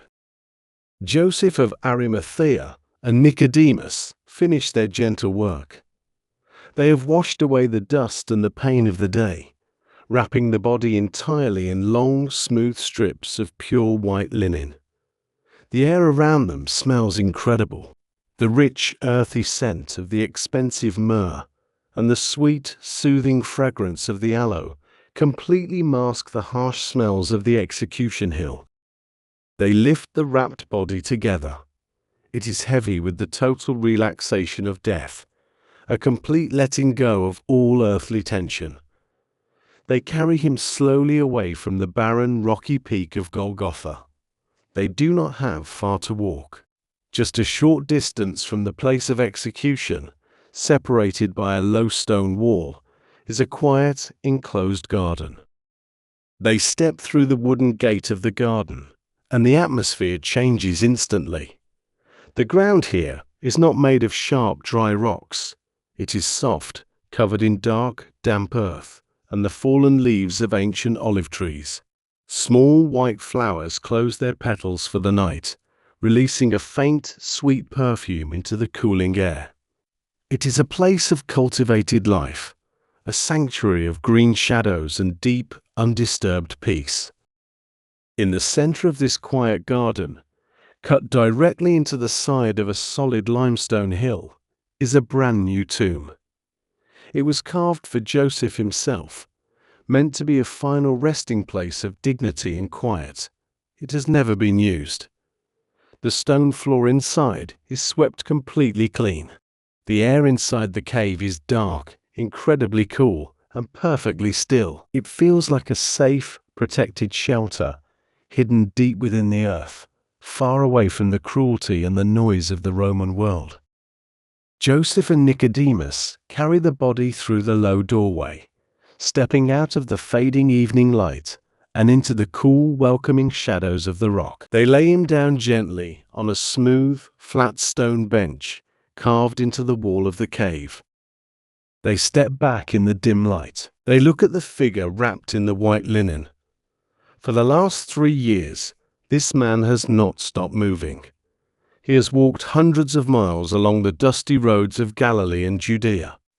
He has been constantly surrounded by demanding crowds, teaching on the hillsides, healing the sick in the busy streets, and debating with the angry leaders in the crowded temple. He has carried the heavy, constant weight of the world on his shoulders. But now, that incredible labor is finally over. The long, exhausting journey is completely finished. For the first time in his earthly life, he is resting in absolute, unbroken peace. The pain of the morning is gone. The heavy, dark isolation of the afternoon has vanished. He is enveloped in the cool, safe darkness of the stone, sleeping the deep, quiet sleep of completion. The two men turn and walk back out into the garden. The sun has almost entirely disappeared now. According to the ancient laws of their people, the sun setting on Friday evening marks the official beginning of the Sabbath day. The Sabbath is a strictly mandated day of total rest. No work can be done. No fires can be lit. No long journeys can be taken. The entire world is commanded to simply stop and breathe. To secure the tomb before the Sabbath officially begins, they must close the entrance. Resting against the rock wall next to the doorway is a massive, circular stone, carved like a giant wheel. It is incredibly heavy, designed to seal the cave completely and protect it from the outside world. Joseph, Nicodemus, and the remaining guards push their shoulders against the rough surface of the heavy stone. They strain against the weight, their boots digging into the soft earth of the garden. Slowly, the massive stone begins to roll along a carved track in the ground. It moves with a deep, grinding sound, stone rubbing against stone. It rolls in front of the low doorway and drops into a small depression in the track. The sound of the heavy stone locking into place is a deep, final, echoing thud. The entrance is completely sealed. The physical barrier is absolute. The noise, the light, and the demands of the world are entirely locked out. Inside the tomb, there is only the pure, silent dark. A short distance away, sitting on the soft ground of the garden, are a few of the faithful women who followed him from the north. Mary Magdalene and the others sit quietly in the fading light, watching the massive stone roll into place. They do not wail or shout anymore. Their tears have run completely dry. They are physically and emotionally exhausted, hollowed out by the immense sorrow of the day.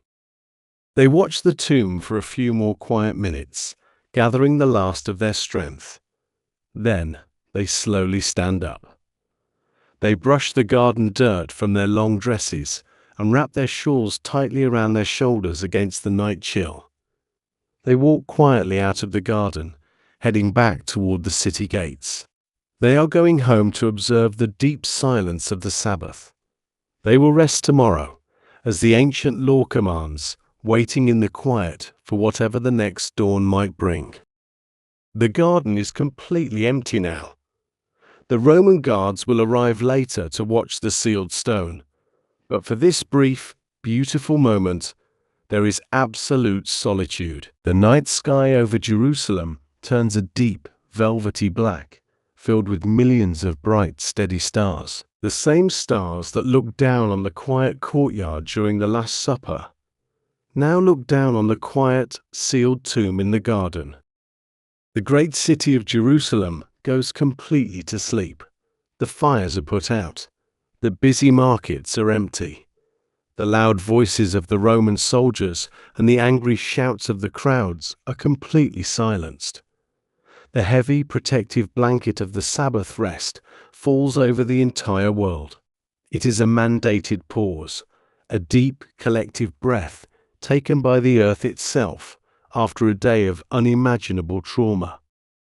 Inside the sealed tomb, the air is perfectly cool and smells of the rich, preserving spices. The darkness is not a frightening void. It is a soft, heavy, comforting embrace. The stone walls of the cave absorb all the heat and all the noise of the outside world, ensuring that nothing can disturb the deep, eternal rest of the man sleeping inside. As you listen to the final moments of this ancient story, let the heavy, sealing sound of that massive stone echo in your own mind. We all need a heavy stone to roll across the doorway of our thoughts at the end of the day. We need a solid, impenetrable barrier to protect our peace from the demanding noise of the world. Imagine that you are rolling a massive, heavy stone across the door of your own room right now. With a deep, slow breath, push all the worries, all the stressful conversations, and all the unfinished tasks out into the hallway. Push the stone forward until it locks completely into place with a satisfying final thud. Your room is now a sealed sanctuary. Nothing from the outside world can get in. You do not need to answer any questions. You do not need to solve any problems. The long, exhausting Friday of your week is completely over, and you have officially entered your own personal Sabbath. It is a time entirely dedicated to total, unapologetic rest. Feel the cool, comforting air of your own quiet space. Notice how heavy your body feels, sinking completely into the soft mattress, just as he rested on the smooth stone. Let the muscles in your legs relax completely. Let your arms rest heavy and still beside you. Let the tension melt away from your neck, your jaw, and the space between your eyes. The story is finished. The history is quiet.